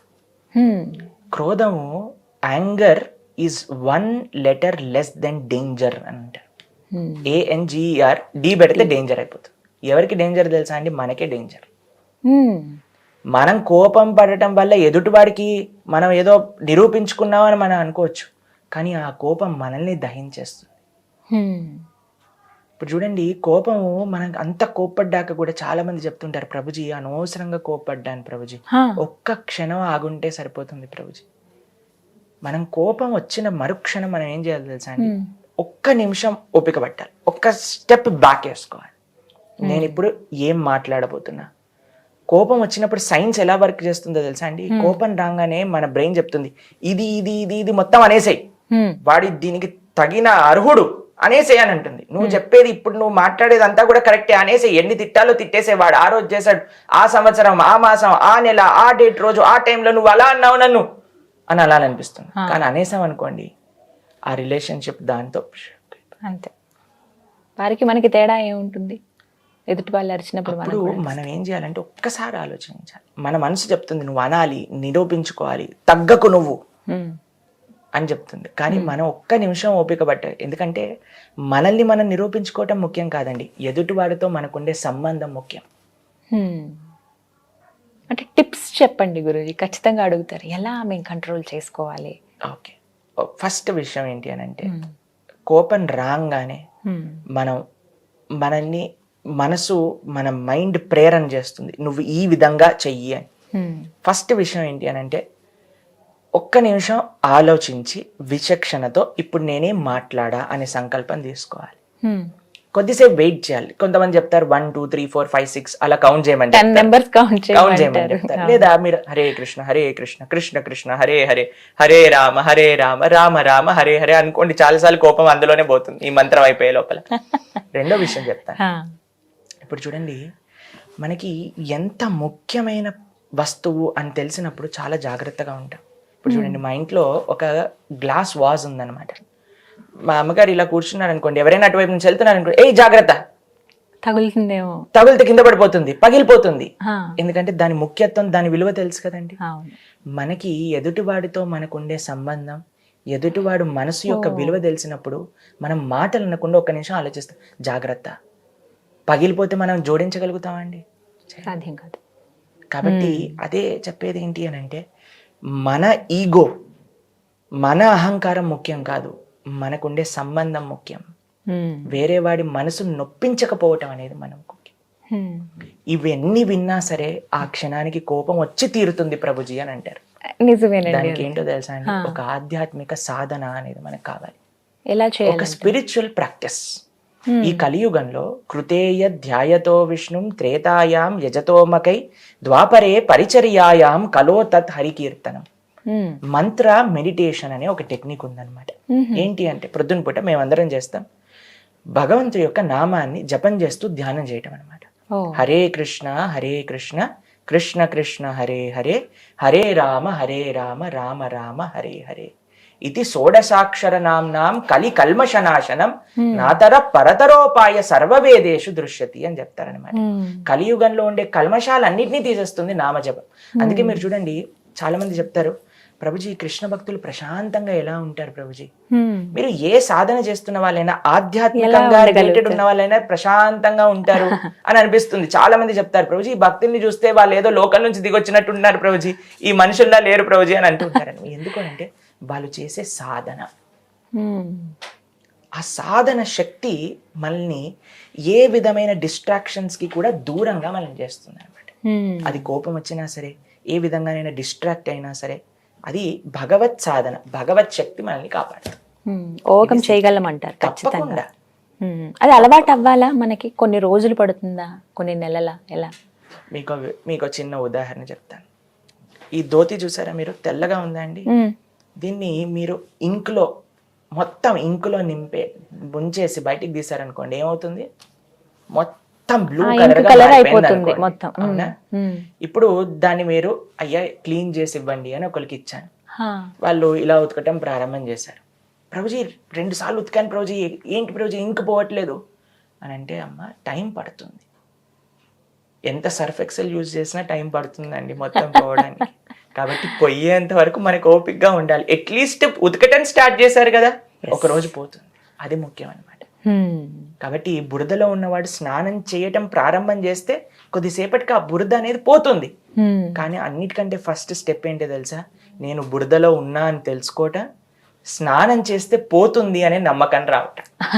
ఆ విచక్షణ ఉండడం అది అనేది ముఖ్యం అన్నమాట. జ్ఞానం. కాబట్టి ఈ మనసులో కామ క్రోధ లోభ మోహ మదం ఆశ్చర్యములు ఉన్నాయి, వీటిని తీసేసుకోవాలి అని భగవంతుడి యొక్క ఆధ్యాత్మిక సాధన మనం ప్రారంభం చేశాం, తప్పకుండా పోతుంది. చాలా మంది అడుగుతారు, ప్రభుజీ మేము చాలా సిన్సియర్ గా జపం చేస్తున్నాం ప్రభుజీ, కానీ ఎందుకు పోవట్లేదు? ఇప్పుడు చూడండి, ఫ్యాన్ తిరుగుతుంది అనుకోండి, ఒకసారి ఆపేయంగానే ఫ్యాన్ స్విచ్ ఆఫ్ చేయగానే ఫ్యాన్ ఆగిపోతుందా? కాదు, మెల్లగా తిరిగి తిరిగి తిరిగి అని ఆగుతుంది అనమాట. అట్లనే మనం కర్మ స్విచ్ ఆఫ్ చేసేసాం, కానీ అది శాంతం అవ్వడానికి టైం పడుతుంది. ఆ ఓపిక మనకు కావాలి. ఎంత ఉత్సాహం, అదే ఫస్ట్ మనం మాట్లాడుకున్నాం కదా, ఎంత ఉత్సాహమో అంత ఓపిక, ఈ రెండు కావాలన్నమాట. ప్రభుజీ, స్నేహబంధం గురించి కృష్ణుడు కుచేలుడి కథ చాలా మందికి తెలుసు, వాటిని చూసి చాలా మంది నేర్చుకుంటారు కూడా. స్నేహబంధం ఇంత గొప్పదా అని చెప్పి అసలు అంటే నార్మల్ వాళ్ళకు కూడా అర్థమయ్యే విధంగా చూసుకుంటే కృష్ణుడు స్నేహబంధాన్ని ఎలా వివరించారు, ఎలా వర్ణిస్తారు అంటే? చాలా మంచి ప్రశ్న. Krishna Kuchela ideal friendship. మీకు మన శాస్త్రం నుంచి 2 ఎగ్జాంపుల్స్ చెప్తా. ఒక ఫ్రెండ్షిప్ ద్రుపద ద్రోణ. ద్రోణాచార్యులని పాండవుల గురువు, మీకు తెలుసు కదా. వాళ్ళిద్దరూ కూడా ఒక టీచర్ దగ్గర చదువుకున్నారనమాట, ఒక గురుకులంలో చదువుకున్నారు. అయితే ద్రుపదుడు ద్రోణుడికి చెప్తారు, మన జీవితం ఎప్పటికీ లైఫ్ లాంగ్ ఫ్రెండ్షిప్ ఇది, నువ్వు ఎప్పుడు ఏది కావాలన్నా నా దగ్గరికి రా అని చెప్తారనమాట. సరే, ద్రోణ చాలా పేదవాడనమాట. అయితే ఒకసారి ద్రోణి యొక్క భార్య అడుగుతుంది, అయ్యో పిల్లవాళ్ళకి తినడానికి కూడా ఏం లేదు, ఒకసారి మీరు వెళ్ళి, ద్రుపదుడు అంత పెద్ద మహారాజు కదా, ఒకసారి వెళ్ళి అడుగు అని అంటాడు. సరే అని ద్రోణుడు వెళ్తాడు అడగడానికి ద్రుపదుడి దగ్గర. ద్రుపదుడు అంటాడు, నువ్వు నా ఫ్రెండా? నిన్ను ఎక్కడ చూసాను నేను అని అంటే, మన ఇద్దరం కలిసి చదువుకున్నాం కదా అని అంటే, ఫ్రెండ్షిప్ ఎప్పుడైనా ఒకటే స్థాయి వాళ్ళ మధ్యలో ఉంటుంది. నువ్వెక్కడా నేనెక్కడా, నాకు నీకు ఫ్రెండ్షిప్ ఏంటి అని పంపించేస్తాడనమాట. ద్రోణుడికి చాలా బాధేస్తుంది ఈ విషయాన్ని ఎప్పుడైతే వింటాడు. ఇది ఒక ఫ్రెండ్షిప్ స్టోరీ మనం వినేది. రెండవ ఫ్రెండ్షిప్ స్టోరీ కుచేలుడిది, ఇంకా మన కృష్ణుడు. వాళ్ళిద్దరు కూడా ఒక గురుకులానికి వెళ్ళి చదువుకున్నారనమాట. చదువుకున్నాక ఈయన ద్వారకకి వెళ్ళారు. ఆయన చాలా పేదరికం, ఎంత పేదరికము అని అంటే అసలు ఆయన బక్కగా అయిపోయారనమాట. ధోతికి 100 నాట్స్ ఉండేవి, చిన్న చిన్న నాట్స్ వేసుకొని ఆయన యొక్క ధోతిని వేసుకునేవాడు అనమాట. మొత్తం చినిగిపోయిందా ఉండేవన్నమాట. అయితే కుచేలు యొక్క భార్య ఉంటుంది. ఇప్పుడు చూడండి, ఈ మొత్తం స్టోరీలో ఎవరి యొక్క స్వార్థం కోసం వాళ్ళు మాట్లాడట్లేదు. కుచేలు యొక్క భార్య అంటుంది, అయ్యా మీరు ఇలా అయిపోయారు, ఇంత బక్కగా ఉన్నారు, ఇంత ఆరోగ్యం బాగుండట్లేదు, మీరు వెళ్ళి కృష్ణుడిని అడగండి, అంత ద్వారక అధిపతి కదా, మీకు ఏదైనా సహాయం చేస్తాడు, తప్పకుండా కృష్ణుడు సహాయం చేస్తాడు అని చెప్పి పంపిస్తాను. కానీ కుచేలుడు అనుకుంటాడు, నేను కృష్ణుడిని ఏం అడగను, నేను నా చిన్నప్పటి స్నేహితుడిని చూడ్డానికి మాత్రమే నేను వెళ్తా, కానీ ఆయన నేను ఒక్క విషయం కూడా అడగను అని కుచేల మనసులో నిశ్చయం చేసుకొని ద్వారకా నగరానికి వెళ్తారనమాట. ద్వారకకి వెళ్ళాక ఆ ద్వార పాలకులు ఉంటారు ద్వారకలో, వాళ్ళు ఆపేస్తారు కుచేలు, ఏం కావాలి నీకు అని అడుగుతారనమాట. ద్వారకా నగరం ఎంత వైభవం అంటే అక్కడ ఉండే గేట్ కీపర్స్ ని కానీ మనం ఏదన్నా అడిగినా వాళ్ళే మనకు కావాల్సింది అన్ని కూడా ఇచ్చేయగలుగుతారు. సుధామ కుచేలుడు అక్కడికి వెళ్ళి నాకింత ధనం కావాలి అని అంటే కృష్ణుడి దగ్గరికి వెళ్ళాల్సిన అవసరం లేదు, వాళ్ళు ఇచ్చేయగలుగుతారు. ఆయనకి ఎంత ధనం కావాలంటే అంత ధనం ఇవ్వచ్చు. అయినా అసలు ఆయన ఏమడుగుతారు తెలుసా, నేను కృష్ణుడిని చూడాలనుకుంటున్నా. మనమండి జీవితంలో ఏది కోరుకుంటే మనకు అది లభ్యమవుతుంది. భగవంతుడి దగ్గరికి వెళ్ళి మీరు ఏదైనా భౌతిక విషయాలు అడిగారు అనుకోండి, అది కూడా తీరిపోతాయి. కానీ భౌతిక విషయం పట్టుకొని భగవంతుడిని మనం వదిలేస్తాం అనమాట. మనకి ఎప్పటికి కూడా ఆ ఛాన్స్ ఉందండి, మనకి భగవంతుడు కావాలా, భౌతిక విషయాలు కావాలా. కాబట్టి అక్కడ అంత పేదరికంలో అంత కష్టంలో ఉన్న కుచేలుడు కూడా నాకేమొద్దండి, నన్ను కృష్ణుడిని కలవాలి, ఆ విధంగా నన్ను అనుగ్రహించండి అని అన్నారు. అయితే వీళ్ళు వెళ్ళి కృష్ణుడికి చెప్పారనమాట, నీ స్నేహితుడట ఎవరో కుచేలుడు వచ్చాడు అనగానే ఆ గొప్ప అద్భుతమైన ఆ భవనంలో బంగారం, వెండి, రత్నములు, వైడూర్యములు, మాణిక్యములతో పొడిగిన ఆ బంగారంలో ఇంతమంది రాణులు సేవ చేస్తూ ఉండగా కృష్ణుడు పరిగెత్తుకుంటూ వస్తాడు కుచేలుడిని కలవడానికి అనమాట. రాగానే వచ్చి గట్టిగా కౌగిలించుకుంటారనమాట. ఓ నా ఎన్ని రోజులైంది నిన్ను చూసి. సాదరంగా తీసుకెళ్లి కూర్చోబెట్టి ఆసనం పైన ఆయన పాదాలను ప్రక్షాళన చేస్తారు కృష్ణుడు. రుక్మిణీదేవి పక్క నుంచి చామరం వీస్తూ ఉంటుందన్నమాట కుచేలుడికి. మీరు ఎప్పుడైనా ఆ ఫోటో చూసారనుకోండి, మీరు టైప్ చేయండి ఇంటర్నెట్లో కృష్ణ సుధామ, కృష్ణుడి యొక్క కళ్ళల్లో నుంచి నీళ్లు కారుతూ ఉంటాయన్నమాట. ఎప్పుడైతే తన స్నేహితుడిని చూస్తూ ఉంటాడో, స్నేహితుడి యొక్క సేవ చేస్తూ ఉంటాడో, తర్వాత కాళ్ళు గడి ప్రక్షాళన చేసుకొని కూర్చొని ఎంత ప్రేమగా మాట్లాడతారు అంటే, కృష్ణుడి స్థాయి చూడండి, నువ్వేంటి నేనేంటి అనే విషయాలు కృష్ణుడి యొక్క ఫ్రెండ్షిప్లో ఉండదు. అది మనం నేర్చుకోవాల్సింది. నాకు ఇలాంటి వాళ్ళు, నా స్థాయి వాళ్ళు, నా వాళ్ళు అనేది కృష్ణుడు ఎప్పటికీ కూడా ఆయనకి ఆ భావనే ఉండదు. ఇది నిజమైన ఫ్రెండ్షిప్ అంటే. అయితే కూర్చోబెడతారు, ప్రేమగా మాట్లాడుతూ ఉంటారనమాట. మాట్లాడుతూ ఉంటే ఎంతసేపు అయినా సరే, ఎందుకు వాళ్ళ భార్య పంపించిందండి కృష్ణుడి దగ్గర నుంచి, అడుగు డబ్బులు అని అడిగింది కదా. ఈయన ఏం మాట్లాడట్లేదు. కృష్ణ నువ్వు ఎలా ఉన్నావు, నువ్వు బాగున్నావా, ఎన్ని రోజులైంది నిన్ను చూసి, ఎలా ఆడుకున్నాం మనం, ఎలా చక్కగా గురువు సేవ చేసాం, అన్ని విషయాలన్నీ మాట్లాడుతున్నారు. కానీ వచ్చిన బిజినెస్ ఏంటండి? మనం వెళ్తాం, 10 రూపాయలు అర్చన టికెట్ తీసుకుంటాం, అక్కడికి ఇస్తాం, మొత్తం నాకు ఈ కోరిక ఆ కోరిక ఈ కోరిక అన్ని అడిగేసి, అయ్యా అన్ని తీర్చేసే, నెక్స్ట్ టైం నీకు కొబ్బరికాయ కొడతా, 1 కోటి రూపాయలు ఇస్తే మనం ఒక దేవుడికి కొబ్బరికాయ కొడతాం అని భగవంతుడికి నిర్మోహమాటంగా చెప్పేసుకొని మనం వచ్చేస్తాం. ఇంతసేపు అయింది ఆయన ఏం మాట్లాడట్లేదు. అయితే కృష్ణుడు అన్నాడు, కుచేల నువ్వు ఒంటరి చేతులతో నాకు రావు, ఏదో ఒకటి తెచ్చుంటావు, ఏం తెచ్చావు చూపి. కృష్ణుడికి కూడా అంత నమ్మకం అండి భక్తుల పైన. కృష్ణుడి యొక్క స్నేహము, భక్తులకి కృష్ణుడి పట్ల ఉండే ప్రేమ ఏంటో తెలుసా అండి? వాళ్ళు కృష్ణుడి నుంచి ఎన్నటికీ ఏమీ అడగరు, కానీ ఆయన కోసం తీసుకెళ్తారు. అంత పేదరికంలో కూడా ఆయన అటుకులు పట్టుకొని వెళ్ళారనమాట. ఇష్టమైన ఆయన ధోతిలో అటుకులు చుట్టేసుకొని, పాపం ఇయ్యడానికి సిగ్గు అనమాట. అయ్యో ఇంత ద్వారకలో ఉంటున్నాడు, ఇంత అద్భుతమైన ఐశ్వర్యం ఉంది, నేను నా అటుకులు తింటాడో లేదో అని ఆయన బాధపడుతున్నాడు. కానీ కృష్ణుడు మాత్రం లాగేసుకొని అటుకులు తింటే ఏమంటాడో తెలుసా అండి కృష్ణుడు? ఈ అటుకుల యొక్క రుచి ఎలా ఉంది అని అంటే, ఇంతవరకు నా జీవితంలో దీనికంటే రుచికరమైనది నేను ఇప్పటి వరకు తినలేదు అని చెప్తాడు కృష్ణుడు. ఇది కృష్ణుడి యొక్క ప్రేమ. ప్రేమ నిజంగానే. తింటున్నాడు, ఒక పిడికడు తినేస్తాడు, ఇంకో పిడికడు తీసేసి 3వ పిడికడు తీసుకుంటూ ఉంటాడు. అప్పుడు రుక్మిణీదేవి ఆపేస్తుంది అనమాట. అయ్యా నువ్వు తీసుకుంటున్నావు, ఏమేమి ఇస్తున్నావో మాకు అర్థమైపోయింది, ఇంకా ఇస్తే ఏమనుకుంటున్నావు, మొత్తం మనందరం కూడా వాళ్ళ ఇంటికి వెళ్ళిపో. రుక్మిణీదేవికి బాధ కాదండి, ఎందుకంటే భక్తుడు ఎప్పుడు కూడా భగవంతుడి సేవ చేసుకోవాలనుకుంటారు, భగవంతుడు ఎప్పుడు కూడా తన భక్తులు సేవ చేసుకుంటూ ఉంటారు అనమాట. ఆయనకు ఐశ్వర్యం నిజంగా, సుధావుడి ఇంటికి వెళ్ళి కుచేలుడి ఇంటికి వెళ్ళి ఆయన సేవ చేసుకోవాలంటే ఆయనకు నిజమైన ఆనందం అనమాట అక్కడ కృష్ణుడికి. కానీ రుక్మిణీదేవి అనుకుంది ఏంటంటే, అయ్యో ఈయన అటుకులు ఇలా తినేస్తున్నాడు, కడుపులో నొప్పేస్తుంది మా కన్నయ్యకి అని రుక్మిణీదేవి ఆపేసింది అనమాట. ఇక్కడ చూడండి, కుచేలు యొక్క భార్య అడిగినప్పుడు కానీ, కుచేలుడు ద్వారకకు వచ్చినప్పుడు కానీ, కృష్ణుడు కుచేలుడికి సేవ చేసినప్పుడు కానీ రుక్మిణీదేవి కృష్ణుడిని ఆపినది. ఎక్కడ కూడా స్వార్థం లేదు, ఎవరికి వాళ్ళు చూసుకోలేదు. నిస్వార్థం ఎక్కడైతే ఉంటుందో అదే ప్రేమ, అదే స్నేహం, ఇదే కృష్ణతత్వం. ప్రభుజీ, కృష్ణుడు భగవానుడు కదా, మరి వారి స్నేహితుడు అంత పేదరికంలో ఉన్నాడని తనకి తెలియలేదా? వచ్చే వరకు చూసే వరకు అని అన్న వాళ్ళకి ఏం చెప్తారు సమాధానం? కృష్ణుడికి అన్నీ తెలుసు. మీకు ఒక విషయం చెప్తానండి, మనం ఎలా ఉన్నాము అనేది కృష్ణ భక్తులకి సంబంధం లేదు.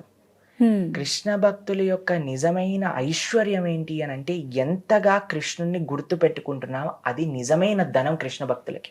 మనకు అనిపించవచ్చు, అయ్యో వీళ్ళు పేదరికంలో ఉన్నారు, వీళ్ళకి ఆరోగ్యం బాగాలేదు, వీళ్ళు బాధపడుతున్నారు అని. కానీ కృష్ణ భక్తులకి ఇది నిజమైన బాధ కాదు. యద్దినం దుర్దినం మన్యే కథా పీయూష వర్జితం. ఏ రోజైతే కృష్ణుడి యొక్క స్మరణలు రాదో అది నిజమైన కష్టం భక్తులకు అనమాట. గోపికలందరికీ బాధ ఏంటో తెలుసా అండి? సకల ఐశ్వర్యములు వాళ్ళ దగ్గర ఉన్నా సరే ఒకటే బాధ. ఎందుకంటే ప్రతిరోజు ఈయన అరణ్యంలోకి వెళ్తాడు ఆవుల వెనకాల. ఈ ఆవులకి ఏమో బుద్ధి లేదు, అవి ఎటో అటు రప్పలపైకి వెళ్తాయి, రాళ్లపైకి వెళ్తాయి, కొండలపైకి వెళ్తాయి. మా కృష్ణుడికి ఏదైనా ముళ్ళు గుచ్చుకుంటుందేమో, ఎక్కడైనా రాయి గుచ్చుకుంటుందేమో, అయ్యో ఎందుకయ్యా ఇంత కష్టపడుతున్నావు, ఆ చక్కగా బృందావనంలో ఉండొచ్చు కదా, మేము మీకు సేవ చేసి పెడతాం కదా. ఇది బాధ. భక్తుల హృదయంలో ఉండే బాధ ఏంటి తెలుసా అండి? ఎక్స్టర్నల్ పరిస్థితులు కాదు. పేదరికం ఎంత, నాకేమైపోయింది, నేనెంత బాధపడుతున్నా, ఈ బాధ భక్తుడికి ఎప్పుడు కూడా దాన్ని డిస్టర్బ్ చేయలేదు. ఒకటే ఒక బాధ, నేను కృష్ణుడికి సేవ చేయలేకపోతున్నానే. భక్తి అనేది ఒక ట్రాన్సెండెంటల్ సైన్స్ అండి, చాలా డీప్ తత్వం. అందుకే దాన్ని అర్థం చేసుకోవడానికి మన శాస్త్రాధ్యయనం చేయాలి. చాలాసార్లు మనకి భక్తి యొక్క నిజమైన తత్వం చెప్పడం అనేది, చాలాసార్లు ఏం చెప్తారు, మీరు ఇది చేయండి మీకు ఈ కోరిక నెరవేరుతుంది, అది చేయండి అలా చేయండి. భగవంతుడు ఏమన్నా ఏటీఎం అండి? మనం కార్డు పెట్టంగానే డబ్బులు బయటికి తీసుకెళ్ళడానికి. ఆయన మషీన్ కాదు. He is not our servant, we are Krishna servant. మనం కృష్ణుడు యొక్క సేవకుడు, కృష్ణుడు మన సేవకుడు కాదు.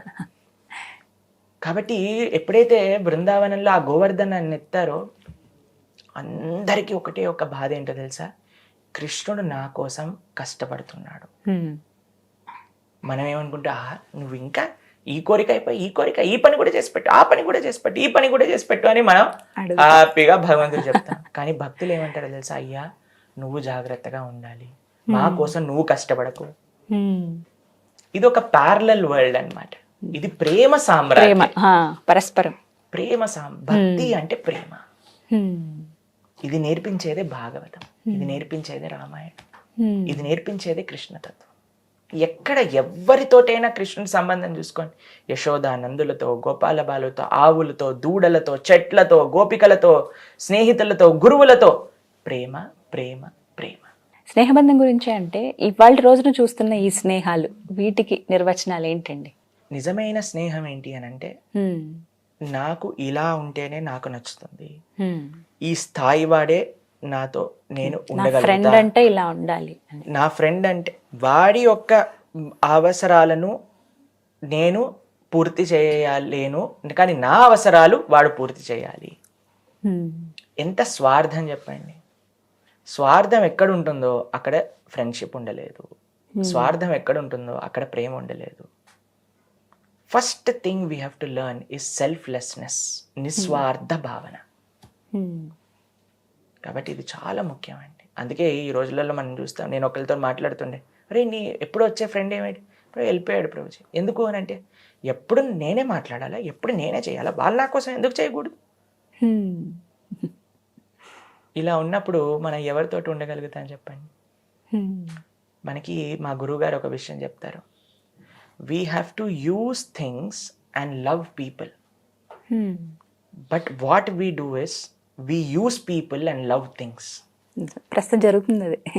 కానీ ఈ పారాడిమ్ షిఫ్ట్ ఎప్పుడైతే వస్తుందో, నాకు వస్తువు కాదు ముఖ్యం, నాకు వ్యక్తి ముఖ్యం, నాకు నా అహంకారం ముఖ్యం కాదు, నాకు ఆయనతో ఉండే సంబంధం ముఖ్యం.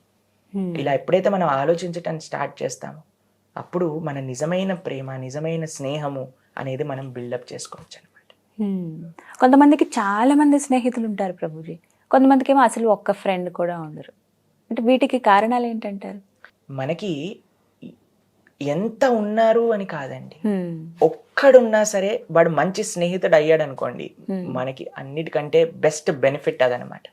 ఏంటో తెలుసా మీకు, ఇంగ్లీష్ లో చెప్తారు, tell me who your friend is and I will tell you what you are. కాబట్టి మాకు ఇంతమంది స్నేహితులు ఉన్నారండి, నాకు అందరూ ఎక్కడ వెళ్ళినా సరే ఫ్రెండ్సే అండి, దేనికి ఉపయోగం? అది దుస్సాంగత్యం అవుతాయి. కానీ ఒక్క స్నేహితుడు మనల్ని మంచి మార్గంలో పెట్టగలిగే స్నేహితుడు ఒక్కడున్నా మన జీవితంలో, అది గొప్ప ఐశ్వర్యం మనకి. కృష్ణుడిని ఫ్రెండ్గా మనం స్వీకరించవచ్చా, అంగీకరించవచ్చా? ఆయన మనల్ని ఫ్రెండ్గా అంగీకరిస్తారా? అసలు మీకు ఒక విషయం చెప్తాను, మనం అంగీకరించినా అంగీకరించకపోయినా Krishna is our best friend, eternal best friend. ప్రతి ఒక్కళ్ళకి కూడా ఒక కాన్షియస్నెస్, మనకు చాలా మంది చెప్తారు కదండి. మీకు ఒక విషయం చెప్తాను, అందరి జీవితంలో కూడా ఇది మనందరికీ కూడా ఎక్స్పీరియన్స్ అయిన విషయం. ఏంటో తెలుసా, మనం ఏదైనా తప్పు చేస్తున్నాము అని అంటే మన మనసులో నుంచి ఒక వాయిస్ చెప్తుంది, ఇది తప్పు, ఇది చెయ్యకూడదు అని చెప్తుంది. అవునా కాదా? అదే పరమాత్మ మనకి చెప్తున్నాడు. మన ఎటర్నల్ బెస్ట్ ఫ్రెండ్ మన హృదయంలోనే, సర్వస్య చాహం హృది సన్నివిష్టో.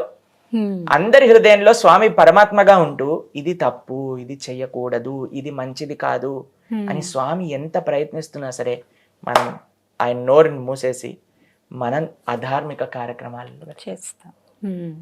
అందుకే అండి మనము పరమాత్మ చెప్పేదైనా సరే మనం ఆపేయచ్చు. అదే పరమాత్మ ఒక బాహ్య స్వరూపంలో గురువుగా మనకి ప్రత్యక్షం అవుతారనమాట. ఆ గురువు ఒక బాహ్య రూపంతో మన ఆచరణ, మన జీవితం యొక్క డైరెక్షన్ ని మార్చి మంచి డైరెక్షన్ లో పెడతారు. అందుకే ఒక గొప్ప ఫ్రెండ్, గురువు కూడా మనకి ఫ్రెండే, భగవంతుడు కూడా మనకి ఫ్రెండ్. ఫ్రెండ్ అంటే నిర్వచనం ఏంటో తెలుసా అండి, మనకి ఎంత కష్టమైనా సరే ఇది తప్పు అని నిక్కచ్చుగా చెప్పేవాడే ఫ్రెండ్. కానీ ఈ సమాజంలో ఏంటి అని అంటే ఎలా ఫీల్ అయిపోతాడేమో, మమ్మల్ని వదిలేస్తాడేమో, కాబట్టి నువ్వే తోపురా, నువ్వేం చేసినా పర్వాలేదు అని. ఎందుకంటే ఇక్కడ వీడి స్వార్థం కూడా ఉంది. వాడితో పాటు లేకపోతే నా బిజినెస్ ముందుకెళ్ళదు, కాబట్టి వాడు ఏం చేసినా సరే నేను ఓపిక పడతా, నేను ఏం చేసినా సరే నువ్వు ఓపిక పట్టు. ఇది ఫ్రెండ్షిప్ అండి. నిజమైన ఫ్రెండ్షిప్ ఏంటి అని అంటే తప్పు చేస్తున్నావు అని చెప్పటం, ఒకళ్ళని మంచి మార్గంలో పెట్టడం. ఎంతమంది ఉన్నారు అని కాదు, ఒక్కరైనా సరే. మీకు ఒక విషయం తెలుసా, అది ఒక వ్యక్తి అవ్వాల్సిన అవసరం లేదండి, ఒక పుస్తకమైనా అవ్వచ్చు. ఓ వస్తువైన you can have a book as your best friend. ఒక మంచి పుస్తకం, ఒక మంచి సాంగత్యం, ఒక మంచి ఆలోచన, అది కూడా మన బెస్ట్ ఫ్రెండ్ అవ్వచ్చు. కానీ తిరిగి పంచుకునే విధానం కూడా కావాలని కోరుకుంటాను. ఒక విషయం తెలుసా అండి, అదే జీవుడి యొక్క స్వరూపం. మీరు అన్నారు కదా ఇప్పుడు పరస్పర భావన, ఇది మనకు కావాలి. అందుకే మనం భగవంతుడు కూడా ఎందుకు ఆరాధన చేస్తాము, ఎందుకు ఆ ప్రేమను చూపిస్తాము అని అంటే ఆ పరస్పర భావన ఉంటుంది. మరి అందరితో ఫ్రెండ్షిప్ ఎలా అవుతుందో తెలుసా అండి, అందరి హృదయంలో కూడా పరమాత్మ ఉన్నాడు అని మనం చూసినప్పుడు అందరికీ బంధువులు అయిపోయినట్టే కదా. అవును, అందరికీ పిత ఒక్కడు అని మనం తెలుసుకున్నప్పుడు మిగతా వాళ్ళందరూ మన అక్క చెల్లెలు అయిపోతారు, అన్న తమ్ముళ్ళు అయిపోతారు. All Indians are my brothers and sisters అని ప్లెడ్జ్ చేస్తూ ఉండేవాళ్ళని చిన్నప్పుడు. ఎందుకనంటే భారత మాత మా తల్లి అని ఒప్పుకున్నప్పుడు. కేవలం ఇది భారతదేశానికి పరిమితం చెందింది, కానీ అందరినీ సృష్టించిన వాడు, అందరి యొక్క పిత భగవంతుడే అని మనం ఒప్పుకున్నప్పుడు ఏ జీవుడిని కూడా మనం హింసించలేము అనమాట. ఎందుకంటే అన్నిట్లో మనం కృష్ణుడిని చూస్తాం కాబట్టి, భగవత్ స్వరూపం అలా. కాబట్టి ఫ్రెండ్షిప్స్ ఆర్ వెరీ న్యాచురల్. ఎప్పుడు అనంటే when we are ready to take responsibility of our friendship. రెస్పాన్సిబుల్గా. ఏంటి రెస్పాన్సిబిలిటీ అని అంటే నిస్వార్థ భావనతో, అయ్యా నిన్ను మంచి మార్గంలో పెట్టడానికి నేను ప్రయత్నిస్తా, నేను తప్పు చేసినప్పుడు నువ్వు చెప్పు, నువ్వు తప్పు చేసినప్పుడు నేను చెప్తా. ఇది రియల్ ఫ్రెండ్షిప్. చాలా చక్కగా వివరించారు ప్రభుజీ. నమస్తే. హరే కృష్ణ అండి, చాలా ధన్యవాదాలు.